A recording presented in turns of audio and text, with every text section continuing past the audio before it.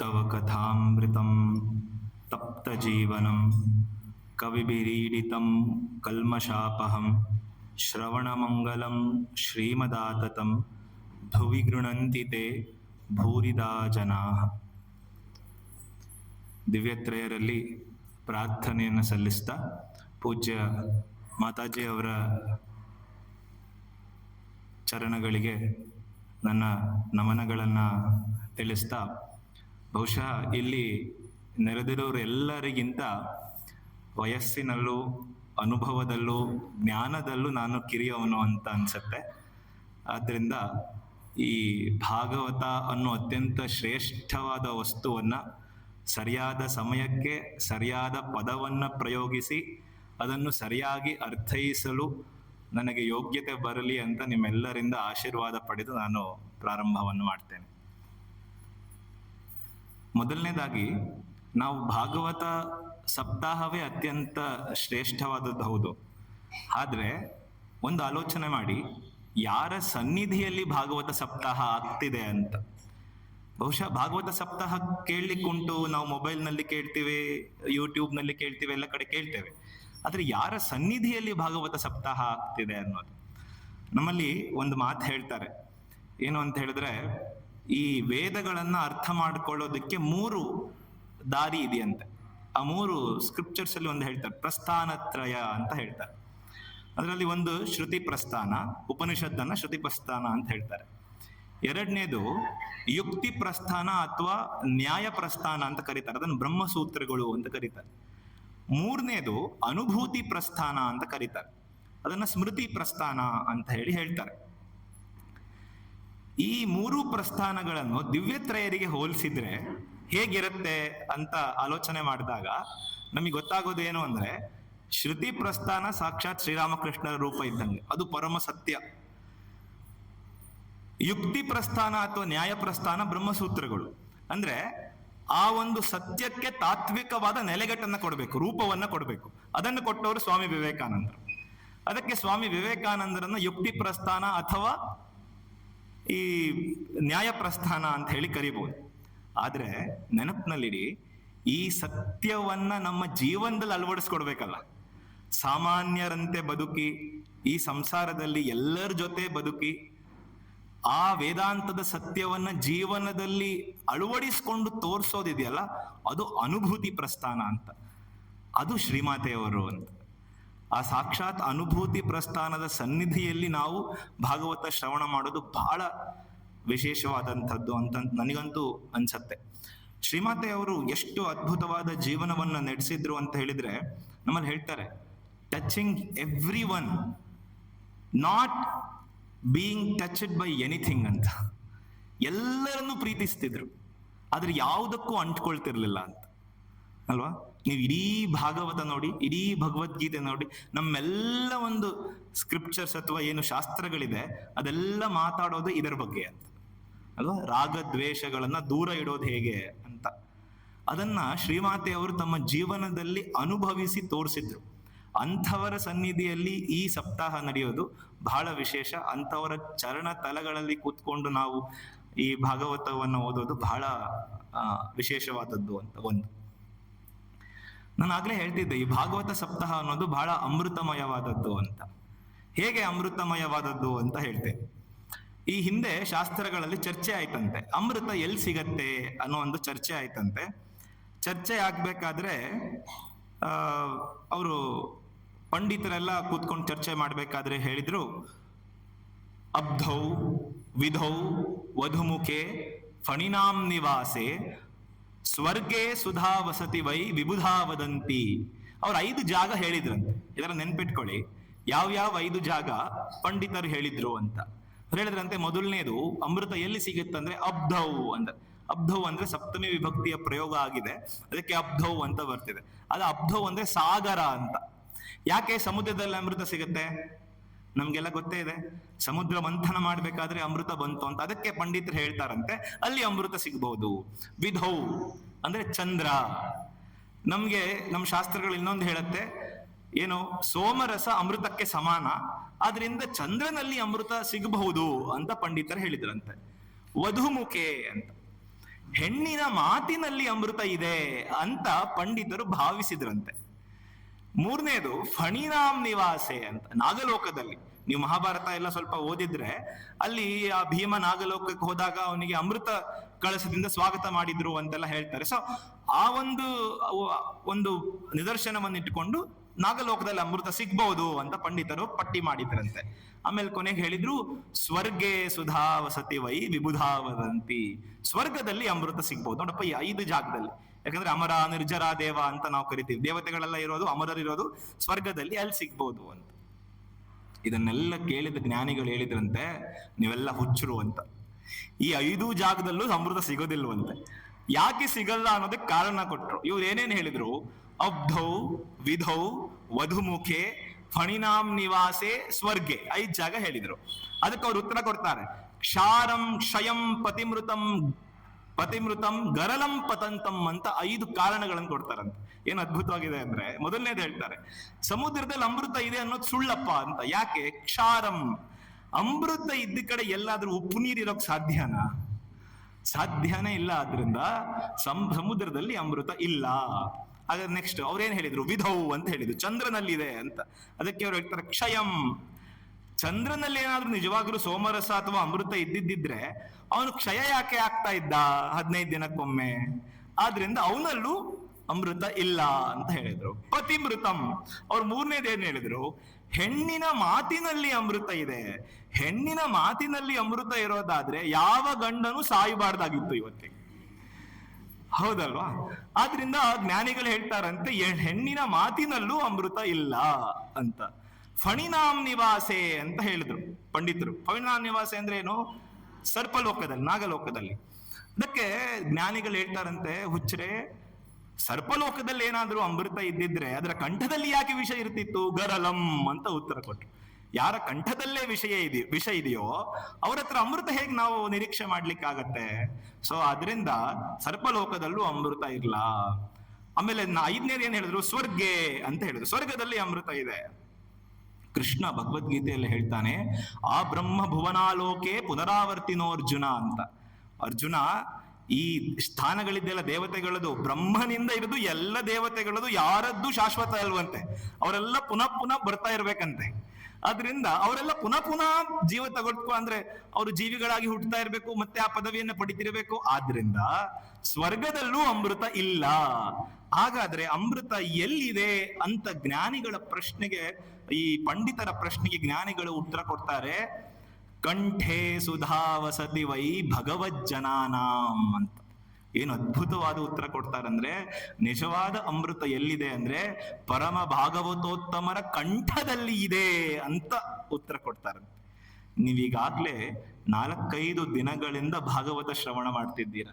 ಆ ಎಲ್ಲ ಭಾಗವತೋತ್ತಮರು ಅವರ ಕಂಠದಲ್ಲಿರುವ ಭಾಗವತವೆಂಬ ಅಮೃತವನ್ನ ನಮಗೆಲ್ಲರಿಗೂ ಉಣಬಡಿಸಿದ್ದಾರೆ. ಇದೊಂದು ಅಮೃತಮಯವಾದ ಸನ್ನಿವೇಶ ಅಲ್ವೇ? ಇಂಥದ್ದಕ್ಕಿಂತ ಒಂದು, ಅದಕ್ಕೆ ನಾನು ಹೇಳಿದ್ದು, ಶ್ರೀಮಾತೆಯವರ ಸನ್ನಿಧಿ ಮತ್ತೆ ಅಮೃತ ಎರಡೂ ಸೇರಿದಾಗ ಎಂಥ ಒಂದು ಅದ್ಭುತವಾದ ಸನ್ನಿವೇಶ ನಿರ್ಮಾಣವಾಗತ್ತೆ ಅನ್ನೋದಕ್ಕೆ ಇವತ್ತು ನೀವೆಲ್ಲ ಸಾಕ್ಷಿಯಾಗಿದ್ದೀರಿ ಅಂತ.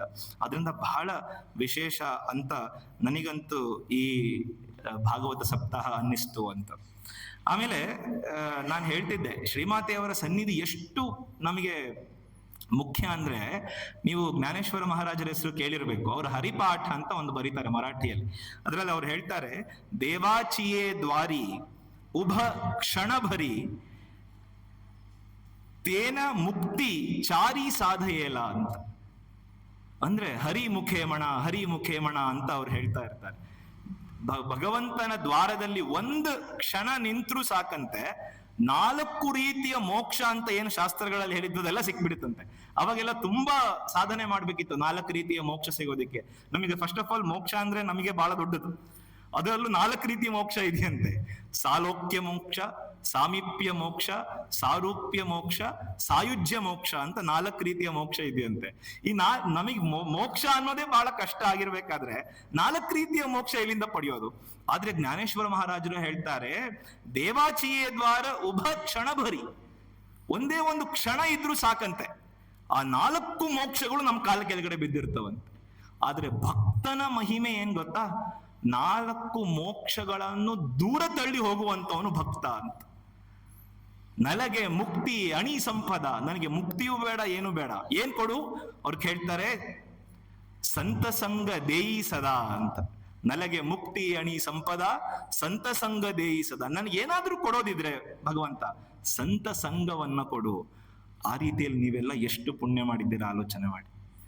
ಪೂಜ್ಯ ಮಾತಾಜಿ ಅವರ ಸತ್ಸಂಗ ಅಲ್ವಾ, ಅವರ ಒಂದು ಸಾಮೀಪ್ಯ, ಭಗವತ್ ಕಥಾ ಶ್ರವಣ, ಆರತಿ, ಭಜನೆ, ಸತ್ಸಂಗ ಇವೆಲ್ಲ ಎಲ್ಲರಿಗೂ ಸಿಗುವಂಥದ್ದಲ್ಲ.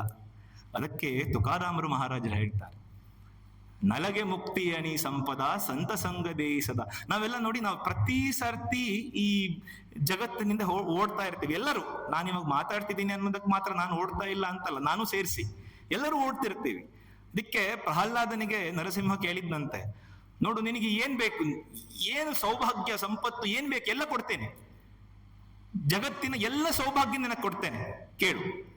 ಅದಕ್ಕೆ ಪ್ರಹ್ಲಾದ ಎಷ್ಟು ಅದ್ಭುತವಾಗಿ ಉತ್ತರ ಕೊಟ್ಟ ಅಂದ್ರೆ, ನೋಡು ನಮ್ಮಪ್ಪನನ್ನು ನೋಡು, ಜಗತ್ನಲ್ಲಿ ಇಲ್ಲದಂತಹ ಯಾವ ಸುಖ ನಮ್ಮಪ್ಪನ ಹತ್ರ ಇರ್ಲಿಲ್ಲ ಹೇಳು. ಜಗತ್ನಲ್ಲಿರುವಂತ ಎಲ್ಲ ಸುಖವೂ ನನ್ನ ತಂದೆಯ ಹತ್ರ ಇತ್ತು. ಆದ್ರೆ ನೀನು ಕ್ಷಣ ಮಾತ್ರದಲ್ಲಿ ಅವನನ್ನು ಹೊಸಗೆ ಹಾಕ್ಬಿಟ್ಟಿಯಲ್ಲ, ಹಾಗಾದ್ರೆ ಆ ಸುಖ ಇಟ್ಕೊಂಡು ನಾನೇನ್ ಮಾಡ್ಲಿ ಭಗವಂತ ಅಂತ ಕೇಳಿದ್ದಂತೆ ಪ್ರಹ್ಲಾದ್. ನಮಗೆಂಥ ಆ ಒಂದು ಆಲೋಚನೆ, ಆ ಒಂದು ಭಾವನೆ ಬಂದ್ರೆ ಸಾಕು. ಅದು ಎಲ್ಲಿ ಬರುತ್ತೆ? ಈ ಸ್ಥಳದಲ್ಲಿ ಬರುತ್ತೆ. ಹೆಚ್ಚೆಚ್ಚು ನಾವು ಸತ್ಸಂಗದಲ್ಲಿದ್ರೆ, ಪೂಜ್ಯರ ಸಂಘದಲ್ಲಿದ್ರೆ ಇದೆಲ್ಲ ಬರುತ್ತೆ ಅಂತ ಅದ್ ನೆನ್ಪಿಟ್ಕೊಳ್ಳಿ. ಸಂತ ಸಂಘ ದೇಯಿ ಸದಾ, ಸಂತ ಸಂಘ ದೇಯಿ ಸದಾ ಅನ್ನೋದು ನಮ್ಮ ಪ್ರಾರ್ಥನೆ. ಮಿಕ್ಕಿದೆಲ್ಲವೂ ತಂತಾನೆ. ಅದೇನಾಗತ್ತಂದ್ರೆ, ಈಗ ಏನಾಯ್ತಂದ್ರೆ, ಒಂದು ಮಗು ಒಂದ್ ಜಾತ್ರೆಯಲ್ಲಿ ಕಳೆದೋಗಿತ್ತಂತೆ. ಅಪ್ಪ ಮಗಳು ಇಬ್ರು ಜಾತ್ರೆಗೆ ಹೋಗಿದ್ರು. ಆ ಮಗು ಅಪ್ಪನಿಂದ ದೂರ ಆಗೋಯ್ತು. ಈಗ ನೀವೇ ಜಾತ್ರೆಗೆ ಹೋಗಿದ್ರಿ ಅಂತ ಇಟ್ಕೊಳ್ಳಿ. ಆ ಮಗುವಿಗೆ ನೀವೇನ್ ಮಾಡ್ತೀರಾ? ಚಾಕ್ಲೇಟ್ ಕೊಡ್ಸಕ್ ಹೋಗ್ತೀರಾ. ಅಳ್ತಾ ಇದೆ ಮಗು, ಅಪ್ಪ ಕಳೆದೋಗಿದೆ ಅಂತ. ಚಾಕ್ಲೇಟ್ ಕೊಡ್ಸಕ್ ಹೋಗ್ತೀರಾ. ಮಗು ಚಾಕ್ಲೇಟ್ ತಗೊಂಡ್ ಸುಮ್ನಾಗತ್ತಾ? ಅಪ್ಪ ಬೇಕು ಅಂತ ಅಳತ್ತೆ. ನೀವು ಇನ್ನ ಅಳ್ತಾ ಇದೆಯಲ್ಲ ಮಗು ಅಂತ ಇನ್ ಸ್ವಲ್ಪ ಏನೋ ದೊಡ್ಡದು ಕೊಡ್ಸಕ್ ಹೋಗ್ತೀರಾ. ಆಟಿಕೆ ಕೊಡ್ಸಕ್ ಹೋಗ್ತೀರಾ, ಅಳು ನಿಲ್ಸತ್ತಾ? ನಿಲ್ಸಲ್ಲ. ಇನ್ ಸ್ವಲ್ಪ ಏನೋ ಕೊಡ್ಸಕ್ ಹೋಗ್ತೀರಾ, ಅಳು ನಿಲ್ಸತ್ತಾ? ನಿಲ್ಸಲ್ಲ. ಯಾಕೆ? ಅದಕ್ಕೆ ಬೇಕಾಗಿರೋದು ತಂದೆ. ಯಾಕೆ ಗೊತ್ತಾ? ಆ ಮಗುವಿಗೆ ಗೊತ್ತು, ನನ್ ತಂದೆ ಸಿಕ್ಕಿದ್ರೆ ಇವೆಲ್ಲ ಅವನ್ ಕೊಡಿಸ್ತಾನೆ ನನಗೆ ಅಂತ. ನೀವೇನ್ ಕೊಡಿಸೋದು? ನೀವ್ ಒಂದು ಕ್ಷಣ ಕೊಡಿಸ್ತೀರಾ ಅಷ್ಟೇ. ಆದ್ರೆ ನನ್ನ ತಂದೆ ನನಗ್ ಸಿಕ್ಬಿಟ್ರೆ ನನ್ ಜೀವನ ಪೂರ್ತಿ ನಾನು ನೋಡ್ಕೊಳ್ತಾನ ಅವನು. ಹಾಗೆ ಮಿಕ್ಕಿದೆಲ್ಲ ವಸ್ತುಗಳು ನಮಗ್ ಸಿಗ್ಬೋದು, ಆದ್ರೆ ಸಂತ ಸಂಘ ಸಿಗೋದಿದೆಯಲ್ಲ, ಚಾನ್ಸೇ ಇಲ್ಲ, ಬಹಳ ಕಷ್ಟ. ಅದು ಒಂದು ಸಿಕ್ಬಿಟ್ರೆ ನಮ್ಗೆ ಮಿಕ್ಕಿದೆಲ್ಲ ಸಿಕ್ಕಿದ ಹಾಗೆ ಲೆಕ್ಕ. ಅಥವಾ ತನಗ್ ತಾನೇ ಸಿಗ್ತಾ ಹೋಗತ್ತೆ, ಅಥವಾ ಅದರ ಕಡೆ ನಮ್ಮ ಗಮನನೇ ಇರೋದಿಲ್ಲ ಅನ್ನೋದು. ಅದರಿಂದ ಈ ಒಂದು ಸ್ಥಳದಲ್ಲಿ ಭಾಗವತ ಸಪ್ತಾಹ ನಡೀತಿರೋದು ಬಹಳ ವಿಶೇಷವಾದದ್ದು ಅಂತ. ಮತ್ತೆ ಭಾಗವತವನ್ನು ಅರ್ಥ ಮಾಡ್ಕೊಳ್ಳೋದು ಅಷ್ಟು ಸುಲಭ ಅಲ್ಲ. ಕೃಷ್ಣ ಹೇಳ್ತಾನೆ, ಜನ್ಮ ಕರ್ಮ ಚಮೇ ದಿವ್ಯಂ ಏವಂ ಯೋವೇತ್ತಿ ತತ್ವತಃ. ಹೇಳ್ತಾನೆ, ಜನ್ಮ ಕರ್ಮ ಚಮೇ ದಿವ್ಯಂ, ನನ್ನ ಜನ್ಮ ಮತ್ತೆ ಕರ್ಮ ಎರಡೂ ದಿವ್ಯವಾದದ್ದು, ಎರಡೂ ದಿವ್ಯವಾದದ್ದು. ಏವಂ ಯೋವೇತ್ತಿ ತತ್ವತಃ, ಯಾರು ಸತ್ಯ ಇದ್ದ ಹಾಗೆ ಅರ್ಥ ಮಾಡ್ಕೊಳ್ತಾರೋ. ಏವಂ ತತ್ವ ಅನ್ನೋ ಎರಡು ಪದಗಳನ್ನು ಇಟ್ಬಿಟ್ಟ. ಯಾಕಂದ್ರೆ ನಾವೆಲ್ಲ ಅಪಾರ್ಥ ಮಾಡ್ಕೊಳ್ಳೋದೇ ಜಾಸ್ತಿ, ಹೌದಲ್ವಾ? ಯೋಚನೆ ಮಾಡಿ, ಏನಾದ್ರೂ ಒಂದು ವಿಷಯ ಬಂದ್ರೆ ಅದನ್ನ ಸರಿಯಾದ ರೀತಿಯಲ್ಲಿ ಅರ್ಥ ಮಾಡ್ಕೊಳ್ಳೋಕ್ಕಿಂತ ಅಪಾರ್ಥ ಮಾಡ್ಕೊಳ್ಳೋದೇ ಜಾಸ್ತಿ. ತ್ಯಕ್ತ್ವಾ ದೇಹ ಪುನರ್ಜನ್ಮ ನೈತಿ ಮಾಮೇತಿ ಸೋ ಅರ್ಜುನ ಅಂತ ಹೇಳ್ತಾರೆ. ಯಾರು ನನ್ನ ಜನ್ಮವನ್ನ ಕರ್ಮವನ್ನ ಇದ್ದ ಹಾಗೆ ಅರ್ಥ ಮಾಡ್ಕೊಳ್ತಾರೋ ಅವರಿಗೆ ಪುನರ್ಜನ್ಮ ಅನ್ನೋದೇ ಇಲ್ಲ ಅರ್ಜುನ ಅಂತ ಕೃಷ್ಣ ಅವತ್ತು ಮಾತು ಕೊಡ್ತಾನೆ ಅರ್ಜುನನಿಗೆ. ಆದ್ರೆ ನಾವು ಅರ್ಥ ಮಾಡ್ಕೊಳ್ಳಿಕ್ ಸಾಧ್ಯ ಆಗಿದ್ದೆ ಅವನ ಜನ್ಮ ಕರ್ಮವನ್ನ? ಬಹಳ ಕಠಿಣವಾದದ್ದು. ಆದ್ರೆ ಹೇಗೆ ಅರ್ಥ ಮಾಡ್ಕೊಳ್ಳೋದು, ಅದನ್ನ ಸುಲಭ ಹೇಗೆ ಮಾಡ್ಕೊಳ್ಬಹುದು ಅಂದ್ರೆ ಅವನ ಭಕ್ತರ ಚರಿತ್ರೆಯಿಂದ ಅಲ್ವಾ. ನಮಗೆ ನೇರವಾಗಿ ಭಗವಂತನ ಬಳಿ ಹೋಗೋದು ಬಹಳ ಕಷ್ಟ. ಶ್ರೀಮಾತೆಯವರ ಮೂಲಕ ಭಗವಂತನ ಬಳಿ ಹೋಗ್ಬೋದು, ಶ್ರೀರಾಮಕೃಷ್ಣರ ಮೂಲಕ ಹೋಗ್ಬೋದು, ಸ್ವಾಮೀಜಿಯವರ ಮೂಲಕ ಹೋಗ್ಬೋದು, ಹೌದಲ್ವಾ? ಆದ್ರಿಂದ ಆ ಜನ್ಮ ಕರ್ಮ ಚಮೇ ದಿವ್ಯಂ, ಆ ದಿವ್ಯವಾದ ಜೀವನ ಮತ್ತೆ ಕರ್ಮವನ್ನ ಅರ್ಥ ಮಾಡ್ಕೊಳ್ಳಿಕ್ಕೆ ನಮ್ಗೆ ಈ ಭಾಗವತ, ಇಂಥ ಕಥಾಶ್ರವಣಗಳು ಬಹಳ ಉಪಯೋಗಕ್ಕೆ ಬರುತ್ತೆ ಅಂತ. ಆಮೇಲೆ ಈ ಭಾಗವತ ಎಲ್ಲ ನಾವು ಓದ್ತೀವಿ, ನಾವೆಲ್ಲ ಕೇಳ್ತೀವಿ ಅಲ್ವಾ. ಆಲೋಚನೆ ಮಾಡಿ, ಇದೆಲ್ಲ ಕೇಳಿದ ಮೇಲೆ ನಾವೇನ್ ಮಾಡ್ತೀವಿ? ಮತ್ತದೇ ಜೀವನ, ಮತ್ತದೇ ದಿನಚರಿ, ಮತ್ತದೇ ಬೆಳಗ್ಗೆ ಓಡಾಡು, ರಾತ್ರಿ ಓಡಾಡು, ಸಂಜೆ ಓಡಾಡು, ಓಡು ಓಡು ಓಡು ಓಡು ಓಡು ಓಡು ಓಡು, ಎಲ್ಲಿವರೆಗೂ ಓಡು? ಸಾವು ಬರುವವರೆಗೂ ಓಡು, ಹೌದಲ್ವ? ಆಲೋಚನೆ ಮಾಡಿ. ನಮ್ಮಲ್ಲಿ ಒಂದು ಅದ್ಭುತವಾದ ಸುಭಾಷಿತ ಇದೆ. ಆ ಸುಭಾಷಿತ ಏನ್ ಹೇಳುತ್ತೆ ಅಂದ್ರೆ, ಅಷ್ಟಾದಶ ಪುರಾಣೇಶು ವ್ಯಾಸಸ್ಯ ವಚನದ್ವಯಂ ಅಂತ. ನೀವು ಭಾಗವತ ಓದ್ರಿ, ದೇವಿ ಭಾಗವತ ಓದ್ರಿ, ಇನ್ನೊಂದು ಓದ್ರಿ, 18 ಪುರಾಣಗಳನ್ನು ಓದಿ. ಆ 18 ಪುರಾಣಗಳಲ್ಲೂ ಸಾರ ಭಾಗವನ್ನು ಹಿಡಿದು ತೆಗೆದ್ರೆ ಈ ವ್ಯಾಸರು ಹೇಳ್ತಿರೋದು 2 ವಿಷಯವನ್ನಂತೆ. ಆಲೋಚನೆ ಮಾಡಿ, ನಮ್ಗೆ ಇಷ್ಟು ಸರಳವಾಗಿ ಯಾರು ಹೇಳ್ತಾರೆ? ಅಷ್ಟಾದಶ ಪುರಾಣೇಶು ವ್ಯಾಸಸ್ಯ ವಚನಂ ದ್ವಯಂ, 2 ವಚನ ಅಂತ. ಏನು, ಎಷ್ಟು ಅದ್ಭುತ ನೋಡಿ. ಪರೋಪಕಾರ ಪುಣ್ಯಾಯ ಪಾಪಾಯ ಪರಪೀಡನಾಂ ಅಂತ ಹೇಳ್ತಾರೆ. ನಮ್ ಜೀವನವನ್ನ ಹೇಗೆ ರೂಪಿಸ್ಕೊಳ್ಬೇಕಂದ್ರೆ, ಇಡೀ 18 ಪುರಾಣಗಳು ನಮ್ಗೆ ಏನ್ ಹೇಳ್ತಾ ಇದೆ ಅಂದ್ರೆ, ಪರೋಪಕಾರ ಪುಣ್ಯಾಯ. ಪುಣ್ಯ ಯಾವುದಪ್ಪ ಅಂದ್ರೆ ಇತರರಿಗೆ ನಾವು ಉಪಕಾರ ಮಾಡುವಂಥದ್ದು. ಪಾಪಾಯ ಪರಪೀಡನಾಂ, ಪಾಪ ಯಾವುದು ಅಂದ್ರೆ ಇತರರಿಗೆ ಪೀಡೆ ಕೊಡುವಂಥದ್ದು, ತೊಂದರೆ ಕೊಡುವಂಥದ್ದು ಅಂತ. ಆಲೋಚನೆ ಮಾಡಿ, ನಾವು ದೈಹಿಕವಾಗಿ ಅಷ್ಟೇ ಅಲ್ಲ, ಮಾನಸಿಕವಾಗಿ ಎಷ್ಟು ಜನರ ಮನಸ್ಸನ್ನ ನೋವಿಸಿರ್ತೀವಿ ನಾವು, ಎಷ್ಟು ಜನರನ್ನ ನೋವಿಸಿರ್ತೀವಿ. ದೈಹಿಕವಾಗಿ ನೋವಿಸೋದು ನೋವೇ, ಮಾನಸಿಕವಾಗಿ ಅವರನ್ನ ನೋಯಿಸೋದು ನೋವೇ. ಅದೆಲ್ಲವೂ ಪಾಪಕ್ಕೆ ಕಾರಣವಾದಂಥದ್ದು. ಇದನ್ನು ನೆನಪಲ್ಲಿಟ್ಕೊಳ್ಬೇಕು. ಪರೋಪಕಾರ ಪುಣ್ಯಾಯ ಪಾಪಾಯ ಪರಪೀಡನ. ಇದೆಲ್ಲವೂ ಯಾಕೆ ಮಾಡ್ತಿರೋದು ಅಂದ್ರೆ, ಈ 2 ನಮ್ಮ ಜೀವನದಲ್ಲಿ ಇಳಿಸ್ಕೊಳ್ಳೋಕೆ ಮಾಡ್ತಿರೋದು ಅಂತ. ನಾನು ಆಲೋಚನೆ ಮಾಡ್ತಾ ಇದ್ದೆ, ಭಾಗವತದಲ್ಲಿ ಮಾತಾಜಿ ಅವರು ನನಗೆ ಹೇಳಿದ್ರು, ದೃಷ್ಟಾಂತ ಕಥೆಗಳನ್ನ ಅದನ್ನ ಆಯ್ದುಕೊಂಡು ಆ ವಿಷಯವನ್ನ ಕೊಟ್ಟಿದ್ದಾರೆ. ಯಾವ ದೃಷ್ಟಾಂತವನ್ನ ತಗೊಳ್ಳಿ ಅಂತ ಆಲೋಚನೆ ಮಾಡ್ತಾ ಇದ್ದೆ. ಅವಾಗ ನನಗೆ ಅನ್ನಿಸ್ತು, ನಮ್ಮ ದಿನನಿತ್ಯ ಜೀವನಕ್ಕೆ ಬೇಕಾದ ಯಾವ್ದಾದ್ರೂ ಒಂದು ದೃಷ್ಟಾಂತವನ್ನು ತೆಗೆದುಕೊಂಡ್ರೆ ಚೆನ್ನಾಗಿರತ್ತಾ ಅಂತ ಆಲೋಚನೆ ಮಾಡ್ತಾ ಇದ್ದಾಗ ನನಗೆ ಹೊಳೆದದ್ದು ಕುಂತಿಯ ಪ್ರಾರ್ಥನೆ. ಕುಂತಿಯ ಪ್ರಾರ್ಥನೆ ಅನ್ನೋ ಒಂದು ಭಾಗ ಭಾಗವತದಲ್ಲಿ ಬರುತ್ತೆ. ಬಹಳ ಅದ್ಭುತವಾಗಿರುವಂತಹ ಆ ಒಂದು ಭಾಗವತದಲ್ಲಿ ಬರುವಂತಹ ಭಾಗ ಇದು. ಮೊದಲನೇ ಸ್ಕಂದದಲ್ಲಿ 8ನೇ ಅಧ್ಯಾಯದಲ್ಲಿ ಬರುತ್ತೆ. 18ರಿಂದ 43ನೇ ಶ್ಲೋಕದವರೆಗೂ ಕುಂತಿ ಕೃಷ್ಣನಿಗೆ ಪ್ರಾರ್ಥನೆಯನ್ನ ಮಾಡ್ತಾಳೆ. ಆ ಪ್ರಾರ್ಥನಾ ಭಾಗ ಬರುತ್ತೆ. ಇದು ಭಾಗವತದ ಒಂದು ಭಾಗ. ಇದ್ರಲ್ಲಿ ಏನಂತ ಮಹತ್ವವಾದದ್ದು, ನಾ ಅದ್ರ ಹಿನ್ನೆಲೆ ನಿಮ್ಗೆ ಹೇಳ್ಬಿಡ್ತೀನಿ. ನಿಮ್ಗೆಲ್ಲ ಗೊತ್ತೇ ಇದೆ, ಭೀಮ ದುರ್ಯೋಧನರ ನಡುವೆ ಯುದ್ಧ ಆಗತ್ತೆ. ದುರ್ಯೋಧನ ಸೋಲ್ತಾನೆ, ಭೀಮ ಗೆಲ್ತಾನೆ. ಅದಾದ್ಮೇಲೆ ಅಶ್ವತ್ಥಾಮನಿಗೆ ಕೋಪ ಬರುತ್ತೆ. ಅಶ್ವತ್ಥಾಮ ಏನ್ ಮಾಡ್ತಾನೆ, ಉಪಪಾಂಡವರನ್ನ ಸಾಯಿಸ್ಬಿಡ್ತಾನೆ. ಆವಾಗ ದ್ರೌಪದಿಗೆ ತುಂಬಾ ನೋವಾಗತ್ತೆ. ಅರ್ಜುನ ಬಂದು ನೋಡ್ತಾನೆ, ಶಪಥ ಮಾಡ್ತಾನೆ, ನಾ ಅಶ್ವತ್ಥಾಮನನ್ನ ವಧೆ ಮಾಡ್ತೀನಿ ಅಂತ ಶಪಥ ಮಾಡ್ತಾನೆ. ಕೃಷ್ಣ ತಾನೇ ಸಾರಥಿ ಹಾಕ್ತಾನೆ, ಅರ್ಜುನನ್ ಕರೆದುಕೊಂಡು ಅಶ್ವತ್ಥಾಮನ ಹಿಂದೆ ಓಡ್ತಾರೆ. ಅವಾಗ ಅಶ್ವತ್ಥಾಮ ಏನ್ ಮಾಡ್ತಾನೆ, ಹುಚ್ಚುಚ್ಚ ಹಾಗೆ ಬ್ರಹ್ಮಾಸ್ತ್ರವನ್ನ ಪ್ರಯೋಗ ಮಾಡ್ಬಿಡ್ತಾನೆ. ಹೌದಲ್ವಾ? ಇದೆಲ್ಲ ಕಥಾಭಾಗ ಬರುತ್ತೆ. ಬ್ರಹ್ಮಾಸ್ತ್ರವನ್ನ, ಅವನಿಗೆ ಉಪಸಂಹಾರ ಗೊತ್ತೇ ಇರಲ್ಲ, ಬ್ರಹ್ಮಾಸ್ತ್ರ ಹೇಗೆ ಅದು ಉಪಸಂಹಾರ ಮಾಡೋದು ಅಂತ, ಆದ್ರೂ ಪ್ರಯೋಗ ಮಾಡ್ಬಿಡ್ತಾನೆ ಅಲ್ವಾ? ಅವಾಗ ಕೃಷ್ಣ ಹೇಳ್ತಾನೆ, ನೋಡು ಅರ್ಜುನ, ಇದಕ್ಕೆ ಬೇರೆ ದಾರಿನೇ ಇಲ್ಲ, ನೀನು ಬ್ರಹ್ಮಾಸ್ತ್ರ ಬಿಡ್ಬೇಕು, 2ರ ಉಪಸಂಹಾರವನ್ನು ನೀನೇ ಮಾಡ್ಬೇಕು. ಯಾಕಂದ್ರೆ ಇವನಿಗೆ ಗೊತ್ತೇ ಇಲ್ಲ ಅಶ್ವತ್ಥಾಮನಿಗೆ. ಅರ್ಜುನನು ಬ್ರಹ್ಮಾಸ್ತ್ರ ಬಿಡ್ತಾನೆ, ಮತ್ತೆ ಈ 2 ಬ್ರಹ್ಮಾಸ್ತ್ರವನ್ನು ತಾನು ಉಪಸಂಹಾರವನ್ನ ಮಾಡಿ ಅವನ್ನ ಹೆಡೆಮುರಿ ಕಟ್ಟಿ ಕರ್ಕೊಂಡು ಬಂದು ದ್ರೌಪದಿ ಹತ್ರ ನಿಲ್ಲಿಸ್ತಾನೆ. ಎಂಥ ಮಾತು ದ್ರೌಪದಿ ಹೇಳ್ತಾಳೆ ಗೊತ್ತಾ? ಇದೇ ನಮ್ಮ ಜೀವನದಲ್ಲಿ ಪಾಠ ಕಲಿಯೋ ಅಂಥದ್ದು. ನಾವೆಷ್ಟು ದ್ವೇಷ, ಕೋಪ, ಅಸೂಯೆ ನಮ್ಮಲ್ಲಿ ದಿನನಿತ್ಯ ತಾಂಡವ ಆಡ್ತಿರತ್ತೆ. ಯೋಚನೆ ಮಾಡಿ. ನಾನು ಒಂದು ಟೆಸ್ಟ್ ಹೇಳ್ತೀನಿ, ನೀವು ಪ್ರಯತ್ನ ಮಾಡಿ ಬೇಕಾದ್ರೆ. ನಾನು ಇವತ್ತಿನಿಂದ ನನ್ನ ಮನಸ್ಸು ಎಷ್ಟು ಜನರ ಬಗ್ಗೆ ಅಸೂಯೆ ಪಡುತ್ತೆ, ಎಷ್ಟು ಜನರ ಬಗ್ಗೆ ನೀವು ಅಸೂಯೆ ಪಡೋದೇ ಇಲ್ಲ ಅಂತ ಇದ್ರೆ ಬಹಳ ಒಳ್ಳೇದು. ಆದ್ರೆ ಮನುಷ್ಯನ ಮನಸ್ಸು ಅಸೂಯೆ ಪಡತ್ತೆ, ದ್ವೇಷ ಪಡತ್ತೆ. ನೀವು ಬೆಳಗ್ಗಿನಿಂದ ಸಂಜೆವರೆಗೂ ಕ್ಯಾಲ್ಕುಲೇಟ್ ಮಾಡಿ, ಎಷ್ಟು ಜನರ ಮೇಲೆ ನನ್ನ ಮನಸ್ಸು ಅಸೂಯೆ ಪಡ್ತು, ಎಷ್ಟು ಜನರ ಮೇಲೆ ದ್ವೇಷ ಪಡ್ತು, ಹೊಟ್ಟೆ ಕಿಚ್ಚು ಪಡ್ತು ಅಂತ ಆಲೋಚನೆ ಮಾಡಿ. ನಿಮಗೆ ಏನಾದ್ರೂ ಕೌಂಟ್ ಸಿಕ್ಕಿದ್ರೆ ಒಳ್ಳೇದು. ಯಾಕೆ ಹೇಳಿ, ಎಷ್ಟೊಂದ್ ಸರ್ತಿ ನಾವು ತಪ್ಪು ಮಾಡ್ತಿದ್ದೀವಿ ಅಂತ ನಮಗೆ ಗೊತ್ತಾಗಲ್ವಂತೆ. ಮೊದಲು ನಾವು ತಪ್ಪು ಮಾಡ್ತಿದ್ದೀವಿ ಅಂತ ನಮಗೆ ಗೊತ್ತಾಗ್ಬೇಕು, ಅವಾಗಲೇ ಅದಕ್ಕೆ ಪರಿಹಾರ. ಈಗ ರೋಗಿಗೆ ರೋಗ ಇದೆ ಅಂತ ಗೊತ್ತಾಗ್ತಾನೆ ಅವನ್ ಡಾಕ್ಟರ್ ಹತ್ರ ಹೋಗ್ತಾನೆ. ನನ್ಗೇನೂ ಆಗಿಲ್ಲ ಅಂದ್ಕೊಂಡ್ರೆ ಅವನಿಗೆ ಪರಿಹಾರ ಸಿಗೋದೇ ಇಲ್ಲ ಅಲ್ವಾ? ಸಿಗ್ಬೇಕು ನಿಮ್ಗೆ. ನಾನು ಇಷ್ಟು ಜನರ ಮೇಲೆ ಅಸೂಯೆ ಪಟ್ಟೆ. ಒಬ್ಬ ವ್ಯಕ್ತಿ ದೊಡ್ಡ ತಪಸ್ಸನ್ನ ಮಾಡಿ ಭಗವಂತನಿಗೆ ಒಲಿಸ್ಕೊಂಡಂತೆ. ಭಗವಂತನಿಗೆ ಒಲಿಸ್ಕೊಂಡಾಗ ಅವನ್ ಬಹಳ ತಲೆ ಇರುವಂಥವನು, ಬಹಳ ಚಾಲಾಕಿ.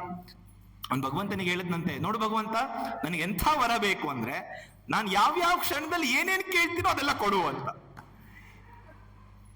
ಇವನ್ ಚಾಪೆ ಕೆಳಗಡೆ ತೂರಿದ್ರೆ ಭಗವಂತನಿಗೆ ರಂಗೋಲಿ ಕೆಳಗಡೆ ತೂರ್ಲಿಕ್ಕೆ ಬರಲ್ವೇನೋ? ಭಗವಂತ ಹೇಳಿದ್ನಂತೆ, ಕೊಡ್ತೀನಪ್ಪ, ನೀನ್ ಯಾವ್ಯಾವ ಕ್ಷಣದಲ್ಲಿ ಏನೇನ್ ಕೇಳ್ತೀವಿ ಎಲ್ಲ ಕೊಡ್ತೀನಿ, ಆದ್ರೆ ನಿನ್ನ ಪಕ್ಕದ ಮನೆ ಅವನಿಗೆ 2 ಸಿಗುತ್ತೆ ಅಂತ ಹೇಳದ್ನಂತೆ.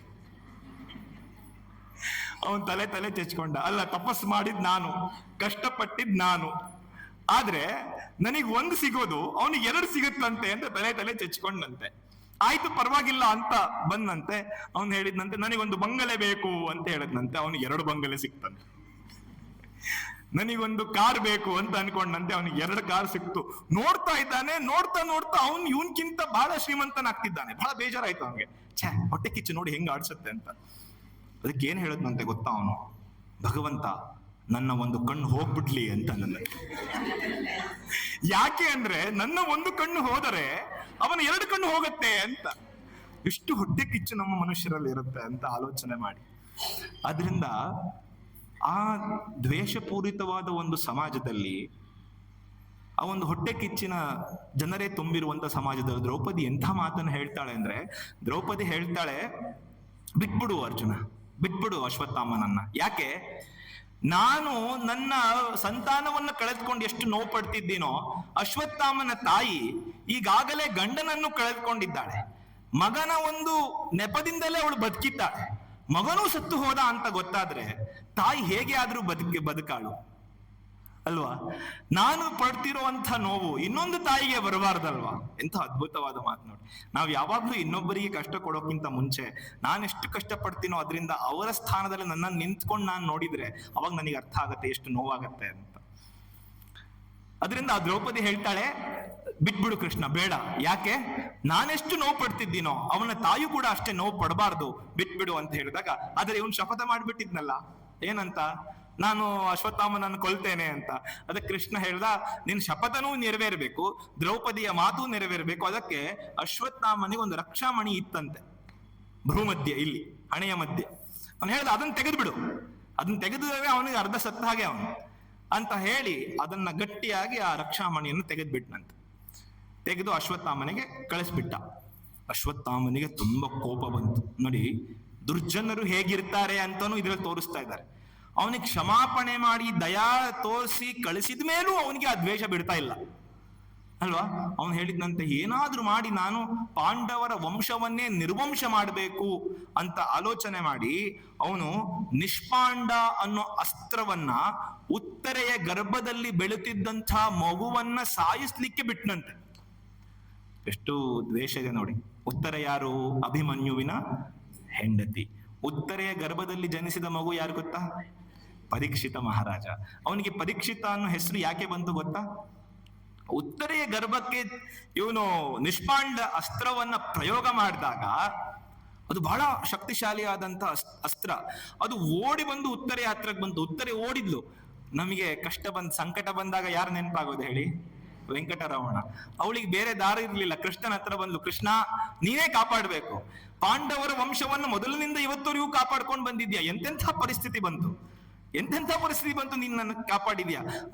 ನಾನ್ ಸತ್ರು ಪರವಾಗಿಲ್ಲ ಈ ಅಸ್ತ್ರದಿಂದ, ಆದ್ರೆ ನನ್ನ ಗರ್ಭದಲ್ಲಿರುವಂತಹ ಮಗು ಸಾಯ್ಬಾರ್ದು ಅಂತ ಕೃಷ್ಣನಿಗೆ ಮೊರೆ ಹೊಕ್ಕಾಗ ಕೃಷ್ಣ ಏನ್ ಮಾಡಿದ್ದನಂತೆ, ಅವನು ಒಂದು ರೂಪವನ್ನ ತೆಗೆದುಕೊಂಡು ಹೋಗಿ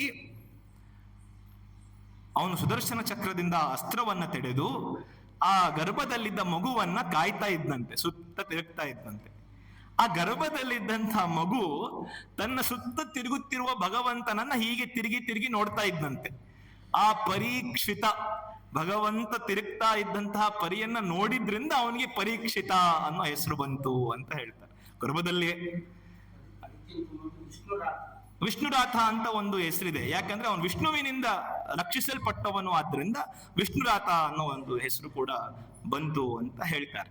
ಅದರಿಂದ ಆ ಪರೀಕ್ಷಿತ ರಾಜನನ್ನ ಅವನು ರಕ್ಷಣೆ ಮಾಡ್ತಾನೆ. ಇದೆಲ್ಲ ಆದ್ಮೇಲೆ ಕೃಷ್ಣ ಹೇಳ್ತಾನೆ, ನಾನು ಹೊರಡುತ್ತೇನೆ, ಇನ್ನು ನನ್ನ ಕೆಲಸ ಆಯ್ತು, ಎಲ್ಲರನ್ನು ರಕ್ಷಣೆ ಆಗಿದೆ, ನನ್ನ ಕರ್ತವ್ಯ ನಾನು ಹೊರಡ್ತೀನಿ ಅಂತ ಹೇಳಿದಾಗ ಕುಂತಿಯನ್ನ ಒಂದು ಭಿನ್ನ ನಿನ್ಗೇನಾದ್ರೂ ಇದ್ರೆ ಕೇಳು ಅಂತ ಹೇಳಿದಾಗ ಕುಂತಿ ಸ್ತುತಿ ಮಾಡ್ತಾಳೆ ಕೃಷ್ಣನಿಗೆ. ಸ್ತುತಿ ಮಾಡ್ಬೇಕಾದ್ರೆ ಅವಳು ಕೇಳೋದು ಎಂಥದ್ದು ಗೊತ್ತಾ? ನಮ್ಗೆಲ್ಲರಿಗೂ ಅದು ಬೆಳಗ್ಗಿನ ಒಂದು ನಿತ್ಯ ಏನು ಅಂತಾರೆ, ಪ್ರತಿದಿನ ಸ್ಮರಣೆ ಆಗುವಂತ ಸ್ತುತಿ ಆಗ್ಬೇಕು. ಅವಳು ಕೇಳ್ತಾಳೆ, ಭಗವಂತ ಯಾವಾಗ್ಲೂ ನನಗೆ ವಿಪತ್ತು ಬರುತ್ತಿರೋ ಹಾಗೇ ಮಾಡು ಅಂತ ಕೇಳ್ತಾಳೆ. ನಾವೆಲ್ಲ ಸಂಕಟ ಬಂದಾಗ ವೆಂಕಟರಮಣನ ಹತ್ರ ಹೋಗ್ತೀವಿ ಅಂತ ಈಗ ತಾನೇ ಹೇಳಿದ್ವಿ. ಆದ್ರೆ ಅವಳು ಕೇಳ್ತಾಳೆ, ನನಗೆ ಸದಾ ಸಂಕಟ ಬರೋ ಹಾಗೆ ಮಾಡು ಅಂತ. ಯಾಕೆ ಅಂತ ಅವಳು ಉತ್ತರ ಕೊಡ್ತಾಳೆ ಆ ಸ್ತುತಿಯಲ್ಲಿ. ಅವಳು ಹೇಳ್ತಾಳೆ, ಭಗವಂತ ಎಂಥೆಂಥ ಕಷ್ಟ ಬಂತು ನಮ್ಮ ಜೀವನದಲ್ಲಿ, ಹೌದಲ್ವಾ? ಆಲೋಚನೆ ಮಾಡಿ. ಈ ಕುಂತಿ ಏನೋ ತುಂಬಾ ಸುಪ್ಪತ್ತಿಗೆಯಲ್ಲಿದ್ದು ಒಂದ್ ಸ್ವಲ್ಪನೂ ಕಷ್ಟ ನೋಡ್ದೆ, ಆಯ್ತಪ್ಪ ಒಂದ್ ಸ್ವಲ್ಪ ಕಷ್ಟದ ರುಚಿ ಹೇಗಿರುತ್ತೆ ನೋಡೋಣ ಅಂತ ಕಷ್ಟ ಕೊಡು ಅಂತ ಹೇಳಿದ್ಲಾ? ಇಲ್ಲ ಅಲ್ವಾ? ಆಲೋಚನೆ ಮಾಡಿ, ತನ್ನ 13ನೇ ವಯಸ್ಸಿನಿಂದ ಅವಳು ಕಷ್ಟವನ್ನು ಪಟ್ಟಿದ್ದಾಳು, ನಾನಾ ರೀತಿಯ ಕಷ್ಟ. ಹೌದಲ್ವಾ? ಯೌವನದಲ್ಲಿ ಗಂಡನನ್ನ ಅವಳು ಭೇಟಿ ಆಗ್ಲಿಕ್ಕೆ ಆಗ್ಲಿಲ್ಲ, ಋಷಿಶಾಪ. ಹೌದಾ? ಕರ್ಣನನ್ನ ಹಾಗೆ ಹೇರಬೇಕಾಯಿತು, ದೇವತೆಗಳಿಂದ ಮಕ್ಕಳನ್ನ ಪಡಿಬೇಕಾಯಿತು, ಮತ್ತೆ ಜನರಿಂದ ಮಾತನ್ನ ಕೇಳಬೇಕಾಯಿತು. ಅದಾದ್ಮೇಲೆ ಮಕ್ಕಳನ್ನ ಸುಮ್ಮನೆ ಬಿಟ್ರ ದಾಯಾದಿಗಳು, ಎಂತೆಂಥ ಕಷ್ಟಗಳು. ವಿಷ ಹಾಕಿ ಕೊಂದ್ರು, ಕೊಲ್ಲೋದಕ್ಕೆ ಪ್ರಯತ್ನ ಮಾಡಿದ್ರು, ಆಗ ಕೃಷ್ಣ ಕಾಪಾಡಿದ. ಹೌದಲ್ವಾ? ಅರಗಿನ ಮನೆಯಲ್ಲಿ ಅವರನ್ನ ಕೊಲ್ಲೋದಿಕ್ಕೆ ಪ್ರಯತ್ನ ಮಾಡಿದ್ರು, ಆಗಲೂ ಕೃಷ್ಣ ಕಾಪಾಡಿದ. ಹೌದಲ್ವಾ? ದ್ಯೂತದಲ್ಲಿ ಮೋಸ ಮಾಡಿ ದ್ರೌಪದಿಯ ವಸ್ತ್ರಾಪಹರಣ ಮಾಡಿದ್ರು, ಆಗಲೂ ಕೃಷ್ಣ ಕಾಪಾಡಿದ. ಹೌದಲ್ವಾ? ಯುದ್ಧದಲ್ಲಿ ಸಾಕ್ಷಾತ್ ಭಗವಂತನೇ ಸಾರಥಿಯಾಗಿ ನಿಂತು ಕಾಪಾಡಿದ. ಹೌದಲ್ವಾ? ಆಲೋಚನೆ ಮಾಡಿ. ಅದರಲ್ಲಿ ಉಪಪಾಂಡವರ ಸಾವು, ಪರೀಕ್ಷಿತನ ರಕ್ಷಣೆ, ಪ್ರತಿಯೊಂದು ಸಮಯದಲ್ಲೂ ನನಗೆ ದುಃಖ ಬಂದಾಗ ಭಗವಂತ ನೀನ್ ಬಂದಿದ್ದಿ. ಪ್ರತಿ ಸಮಯದಲ್ಲೂ ದುಃಖ ಬಂದಾಗ ನಿನ್ನ ದರ್ಶನ ಸೌಭಾಗ್ಯ ಸಿಕ್ಕಿದೆ.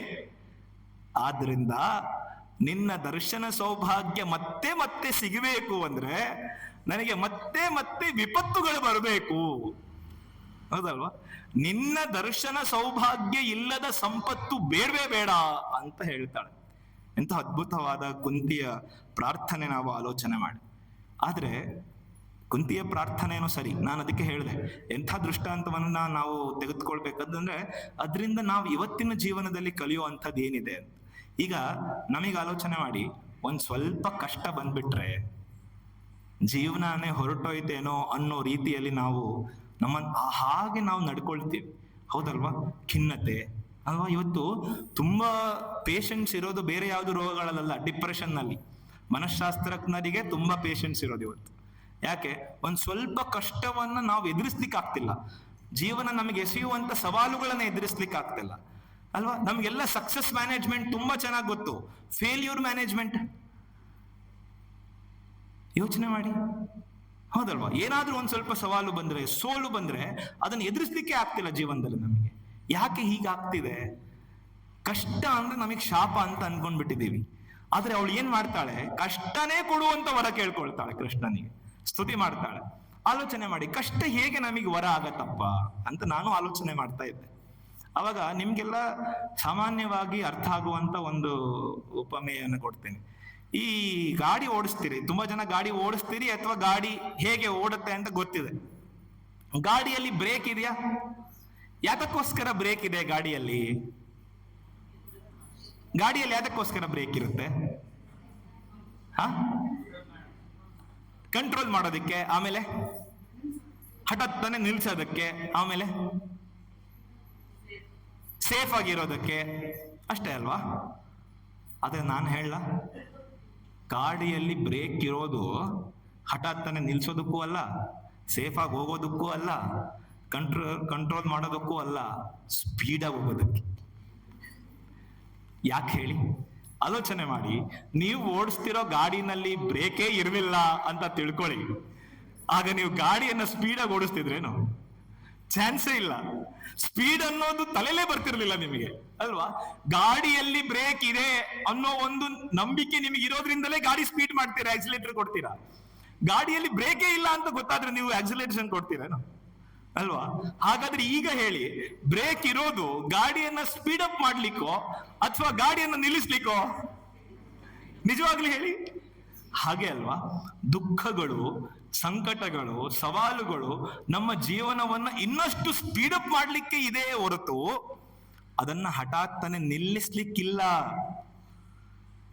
ಆಮೇಲೆ ನಮ್ಗೆ ಈಗ ಒಂದು ಈ ಯುವ ಜನಾಂಗದಲ್ಲಿ ನಿಮ್ಮೆಲ್ಲರ ಮನೆಗಳಲ್ಲೂ ಯುವಕರು ಇರ್ತಾರೆ. ಏನಾದ್ರೂ ಒಂದು ಸಣ್ಣ ಕಷ್ಟವನ್ನ ಎದುರಿಸ್ಲಿಕ್ಕಾಗದೆ ಖಿನ್ನತೆಗೊಳಗಾಗ್ಬಿಡ್ತಾರೆ, ಆತ್ಮಹತ್ಯೆ ಅಲ್ವಾ? ಅಲ್ಲಿ ನೋಡಿ, ಅವಳು ಕಷ್ಟಗಳನ್ನೇ ಕೇಳ್ತಾಳೆ ಕುಂತಿ. ಇಲ್ಲಿ ನಮಗೆ ಕಷ್ಟಗಳು ಅಂದ್ರೆ ಆತ್ಮಹತ್ಯೆ ಮಾಡ್ಕೊಳ್ತೀವಿ ಅಂತ. ಹೀಗೆ ಒಬ್ಬ ಯಾರೋ ಬಹಳ ದೊಡ್ಡ ಅವನು ಇದು ಪುಣ್ಯಕ್ಷೇತ್ರದಲ್ಲಿದ್ದ, ತಿರುವಣ್ಣಾಮಲೈ ನೀವೆಲ್ಲ ಕೇಳಿದ್ದೀರಿ, ಆ ಪುಣ್ಯಕ್ಷೇತ್ರದಲ್ಲಿದ್ದ ಅವನು SSLC ಫೇಲ್ ಆಗ್ಬಿಟ್ಟ. ನಮ್ಮಲ್ಲಿ ಈಗೆಲ್ಲ ತುಂಬಾ ಒಂದು ಇದು ನೋಡಿದಿರಲ್ಲ ನೀವು, ಮೊನ್ನೆ SSLC ಆದಾಗ್ಲೂ ಹಾಗೆ ಆಯ್ತು. SSLC ಫೇಲ್ ಆದ್ರೆ ಒಂದಷ್ಟು ಆತ್ಮಹತ್ಯೆ ಸುದ್ದಿಗಳು, ಈ PUC ಫೇಲ್ ಆದಾಗ ಆತ್ಮಹತ್ಯೆ ಸುದ್ದಿಗಳು. ಕೋವಿಡ್ ನಲ್ಲಿ ಎಂತೆಂಥ ದೊಡ್ಡ ದೊಡ್ಡ ಆಂಟ್ರಪ್ರಿನರ್ಸ್ ದೇ ಕಮಿಟೆಡ್ ಸೂಸೈಡ್ ಅಲ್ವಾ? ಅದಕ್ಕೆ ಅವನೇನ್ ಮಾಡ್ದ, ಎಲ್ಲರಂತೆ ಅವನು ನಾನಿನ್ನ ಬದುಕ್ಲಿಕ್ಕಾಗಲ್ಲ ಅಂತ ಹೇಳಿ ಸೂಸೈಡ್ ಮಾಡ್ಕೊಳ್ಬೇಕು ಅಂತ ಹೋಗ್ತಾ ಇದ್ದ. ದಾರಿಯಲ್ಲಿ ರಮಣರ ಆಶ್ರಮ ಇತ್ತು.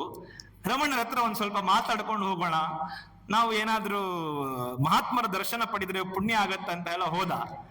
ರಮಣರು ಆಗ ಈ ಮುತ್ತುಕದ ಎಲೆಗಳನ್ನ ಭಕ್ತರಿಗಾಗಿ ಒಲಿತಾ ಕೂತಿದ್ರಂತೆ. ಅವ್ರ ಪಾಡಿಗೆ ಅವ್ರು ನಿರ್ಲಿಪ್ತರಾಗಿ ಕೂತಿದ್ರಂತೆ. ಕೂತಿದ್ದಾಗ ಇವನು ಹೇಳ್ದ, ರಮಣರೇ ನಾನು ಆತ್ಮಹತ್ಯೆ ಮಾಡ್ಕೊಳ್ಬೇಕಂತ ಇದ್ದೀನಿ ಅಂತ ಹೇಳಿದ. ರಮಣರ ಬಹಳ ಒಳ್ಳೆ ವಿಷಯ ಅಂತಂದ್ರೆ ಇವನಿಗೆ ಆಶ್ಚರ್ಯ ಆಗೋಯ್ತು. ಏನಪ್ಪ ನಾನು ಆತ್ಮಹತ್ಯೆ ಮಾಡ್ಕೊಳ್ಬೇಕು ಹೋಗ್ತಿದ್ದೀನಿ ಅಂತ ಹೇಳಿದ್ರೆ ಇವನು ಬಹಳ ಒಳ್ಳೆ ವಿಷಯ ಅಂತಾರಲ್ಲ ಅಂತ.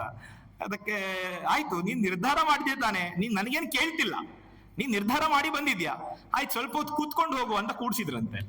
ರಮಣರು ಎಲೆ ಒಲ್ದು ಎಷ್ಟು ಉದ್ದ ಮಾಡಿದ್ರು. ಅಪ್ಪ ನಿನ್ ಸಮಯ ಆಯ್ತು, ನೀನ್ ಹೇಳಿದ್ಯಲ್ಲ ಆತ್ಮಹತ್ಯೆ ಮಾಡಕ್ ಹೋಗ್ತೀನಿ ಅಂತ, ಮಾಡ್ಕೋ, ಆದ್ರೆ ನನಗೊಂದು ಸಹಾಯ ಮಾಡು ಅಂದ್ರಂತೆ. ಏನು? ಈ ಎಲೆಗಳು ನಾನು ಏನು ಒಳ್ದಿಟ್ಟಿದ್ನಲ್ಲ ಅದು ತೆಗೆದುಕೊಂಡು ಹೋಗಿ ತಿಪ್ಪೆಗುಂಡಿಲಿ ಎಸೆದ್ಬಿಟ್ಟು ಹೋಗು ಅಂತ ಹೇಳಿದ್ರಂತೆ.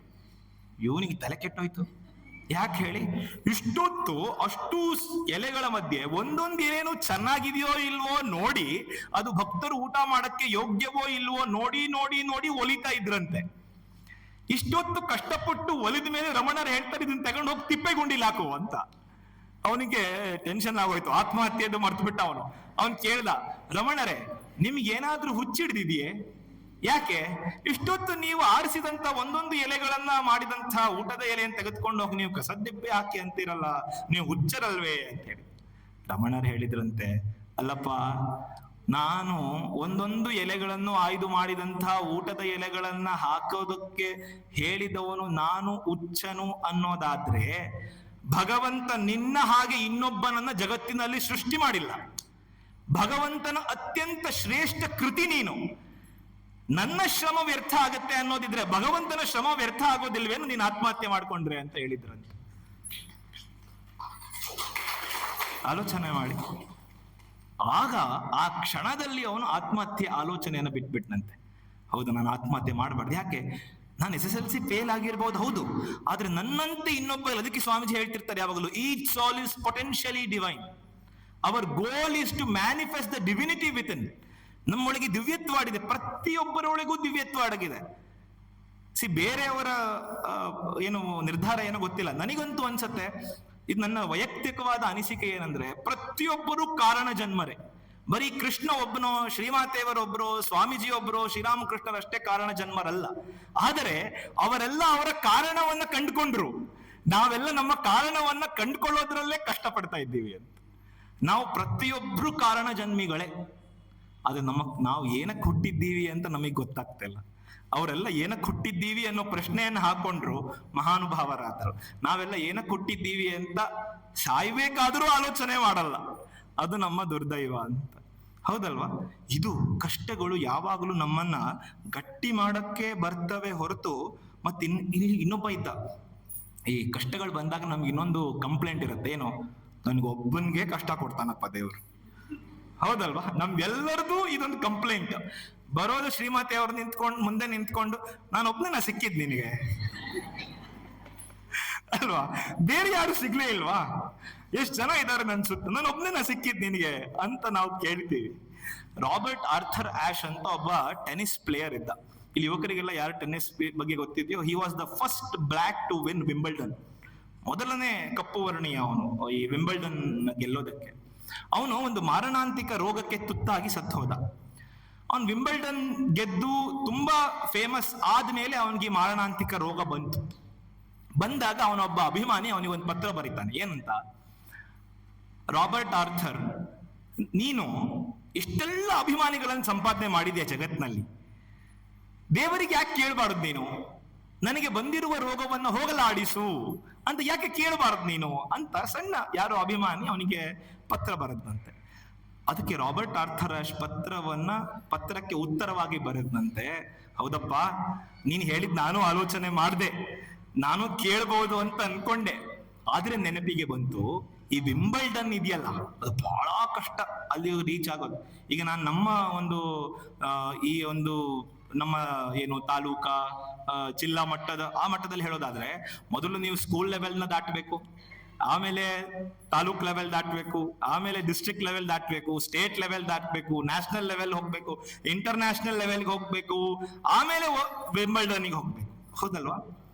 ನಾನು ಸ್ಕೂಲ್ ಲೆವೆಲ್ ದಾಟಿದ್ಮೇಲೆ ಭಗವಂತನಿಗೆ ಕೇಳಲಿಲ್ಲ ನಾನೇ ಯಾಕೆ ತಾಲೂಕ್ ಲೆವೆಲ್ಗೆ ಹೋದೆ ಅಂತ. ತಾಲೂಕ್ ಲೆವೆಲ್ ಅಲ್ಲಿ ಎಷ್ಟೋ ಜನ ಮಕ್ಕಳಿದ್ರು, ಅಲ್ಲಿಂದ ಡಿಸ್ಟ್ರಿಕ್ಟ್ ಲೆವೆಲ್ಗೆ ಹೋದಾಗ ನಾನೇ ಯಾಕೆ ಸೆಲೆಕ್ಟ್ ಆದ್ರೆ ಅಂತ ನಾನು ಯಾವತ್ತೂ ಕೇಳಲೇ ಇಲ್ಲ.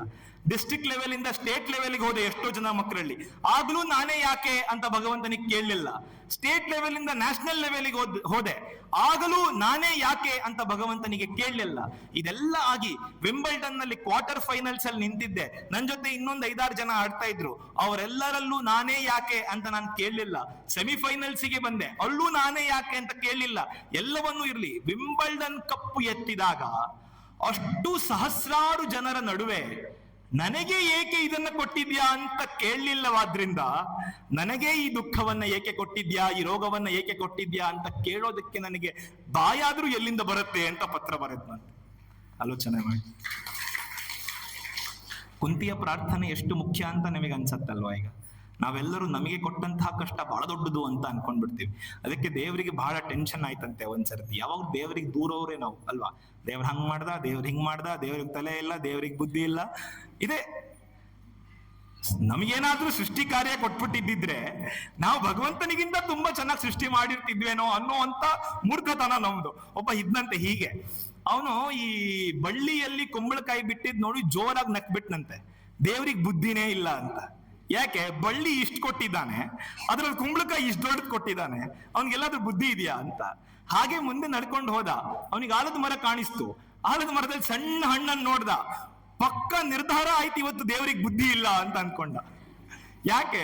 ಸಣ್ಣ ಬಳ್ಳಿಯಲ್ಲಿ ಇಷ್ಟು ದಪ್ಪ ಕಾಯಿ ಕೊಟ್ಟಿದ್ದಾನೆ, ದೊಡ್ಡ ಮರದಲ್ಲಿ ಇಷ್ಟೇ ಹಣ್ಣು ಕೊಟ್ಟಿದ್ದಾನೆ, ದೇವರಿಗೆ ನಿಜವಾಗ್ಲೂ ಬುದ್ಧಿ ಇಲ್ಲಪ್ಪ ಅಂತ ಅನ್ಕೊಂಡ. ಅದೇ ಆಲದ ಮರದ ಕೆಳಗಡೆ ತಾನು ಆಯಾಸ ಆಯ್ತು, ಮಲ್ಕೊಂಡ. ಒಂದ್ ಸ್ವಲ್ಪ ಹೊತ್ತಾದ್ಮೇಲೆ ಆ ಒಂದು ಸಣ್ಣ ಹಣ್ಣು ಬಂದು ತನ್ನ ತಲೆ ಮೇಲೆ ಬಿತ್ತು, ಕಣ್ ತೆರೆದ, ನೋಡ್ದ, ಭಗವಂತ ನೀನ್ ಬಹಳ ದೊಡ್ಡವನು ಅಂತ ಹೇಳ್ದ. ಯಾಕೆ ಅಂದ್ರೆ ಆಲೋಚನೆ ಮಾಡಿ, ಅದೇ ಆಲದ ಮರದ ಹಣ್ಣಿನ ಜಾಗದಲ್ಲಿ ಕುಂಬಳಕಾಯಿ ಏನಾದ್ರೂ ಇವನ್ ಅನ್ಕೊಂಡಿದ್ದಂಗೆ ದೇವ್ರು ಇಟ್ಟಿತ್ತಿದ್ರೆ ಇವತ್ತು ಇವನ್ ಕತೆ ಏನಾಗ್ತಿತ್ತು ಅಂತ. ಹೌದಲ್ವಾ? ನಾವೆಲ್ಲ ಹಂಗೆ, ದೇವ್ರು ಸರಿಗಿಲ್ಲ, ದೇವ್ರು ನನಗೆ ಬಹಳ ಕಷ್ಟ ಕೊಡ್ತಾನೆ ಅಂತ. ಆದ್ರೆ ಕುಂತಿಯ ಮನಸ್ಸು ಹಾಗಲ್ಲ ಅಂತ. ಆಮೇಲೆ ಅವನು ಇನ್ನೊಂದು ಹೇಳಿದ್ದ, ಇನ್ನೊಂದು ತುಂಬಾ ಚೆನ್ನಾಗಿದೆ ಕಥೆ. ಏನು ಅಂತ ಹೇಳಿದ್ರೆ, ದೇವರು ಇವ್ ಬದಿ ದಿನ ನಾವೆಲ್ಲ ಹೋಗಿ ಗಲಾಟೆ ಮಾಡ್ತೀವಲ್ಲ, ನನಗೆ ಮಾತ್ರ ಕಷ್ಟ ಕೊಡ್ತೀಯ, ನೋಡು ಅವನು ಎಷ್ಟು ಚೆನ್ನಾಗಿದ್ದಾನೆ, ನೋಡಿ ಇವನು ಎಷ್ಟು ಚೆನ್ನಾಗಿದ್ದಾನೆ, ನಾವೆಲ್ಲ ನಿತ್ಯ ಕೇಳ್ತೀವಲ್ವಾ.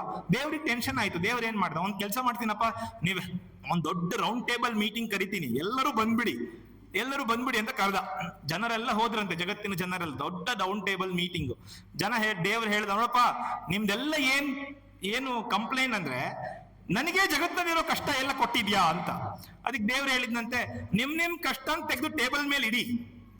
ಎಲ್ಲರೂ ಅವ್ರವ್ರ ಕಷ್ಟ ತೆಗೆದು ಟೇಬಲ್ ಮೇಲೆ ಇಟ್ರು. ಈಗ ದೇವ್ರು ಹೇಳಿದ್ರು, ನೀವು ಸ್ವತಂತ್ರರು, ನಿಮ್ಗೆ ಯಾವ ಕಷ್ಟ ಬೇಕೋ ಅದನ್ನ ತೆಗೆದುಕೊಳ್ಳಿ ಅಂತ ಅಂದಂತೆ. ಎಲ್ಲರೂ ಪಟತ್ತನೆ ಅವ್ರ ಕಷ್ಟನೇ ತೆಗೆದುಕೊಂಡು ವಾಪಸ್ ಹೋಗ್ಬಿಟ್ರು. ಯಾಕೆ ಅಂದ್ರೆ ಪಕ್ಕದಲ್ಲಿರೋದು ನೋಡ್ತಾರೆ, ಅಯ್ಯಪ್ಪ ಇಂಥ ದಾರುಣದ್ ನನಗ್ ಬೇಡಪ್ಪ. ಈ ಕಡೆ ನೋಡ್ತಾರೋ, ಅಯ್ಯೋ ನನಗಿಂತ 4 ಕಷ್ಟ, ಆದ್ರೆ ನೋಡ್ಲಿಕ್ಕೆ ಅವ್ರು ಚೆನ್ನಾಗಿದ್ದಾರೆ, ಆದ್ರೆ ಎಷ್ಟೊಂದಿದೆ ಬೇಡಪ್ಪ ಅಂತ. ಹಾಗೆ ನಾವೆಲ್ಲರೂ ಅಲ್ವಾ? ಅದರಿಂದ ಕುಂತಿಯ ಪ್ರಾರ್ಥನೆ ಬಹಳ ಮುಖ್ಯ. ಇದಕ್ಕೆ ತಿತೀಕ್ಷ ಬೇಕು, ಸಹನೆ ಬೇಕು. ನಮಗೆ ದುಃಖಗಳನ್ನು ಸಹಿಸುವ ಶಕ್ತಿ ಕೊಡು ಅಂತ ಭಗವಂತನಿಗೆ ಕೇಳಬೇಕು. ಆ ಸಹಿಸುವ ಶಕ್ತಿ ಏನ್ ಮಾಡುತ್ತೆ, ನಮ್ಮನ್ನ ಸ್ಟ್ರಾಂಗ್ ಮಾಡ್ತಾ ಹೋಗುತ್ತೆ, ನಮ್ಮನ್ನ ಬಲವಂತರನ್ನಾಗಿ ಮಾಡ್ತಾ ಹೋಗುತ್ತೆ. ಎಷ್ಟು ಕಷ್ಟಗಳು ಬರ್ತೀವೋ ಅಷ್ಟು ನಾವು ಗಟ್ಟಿ ಆಗ್ತಾ ಹೋಗ್ತೀವಿ ಅಂತ ಆಲೋಚನೆ ಮಾಡಿ.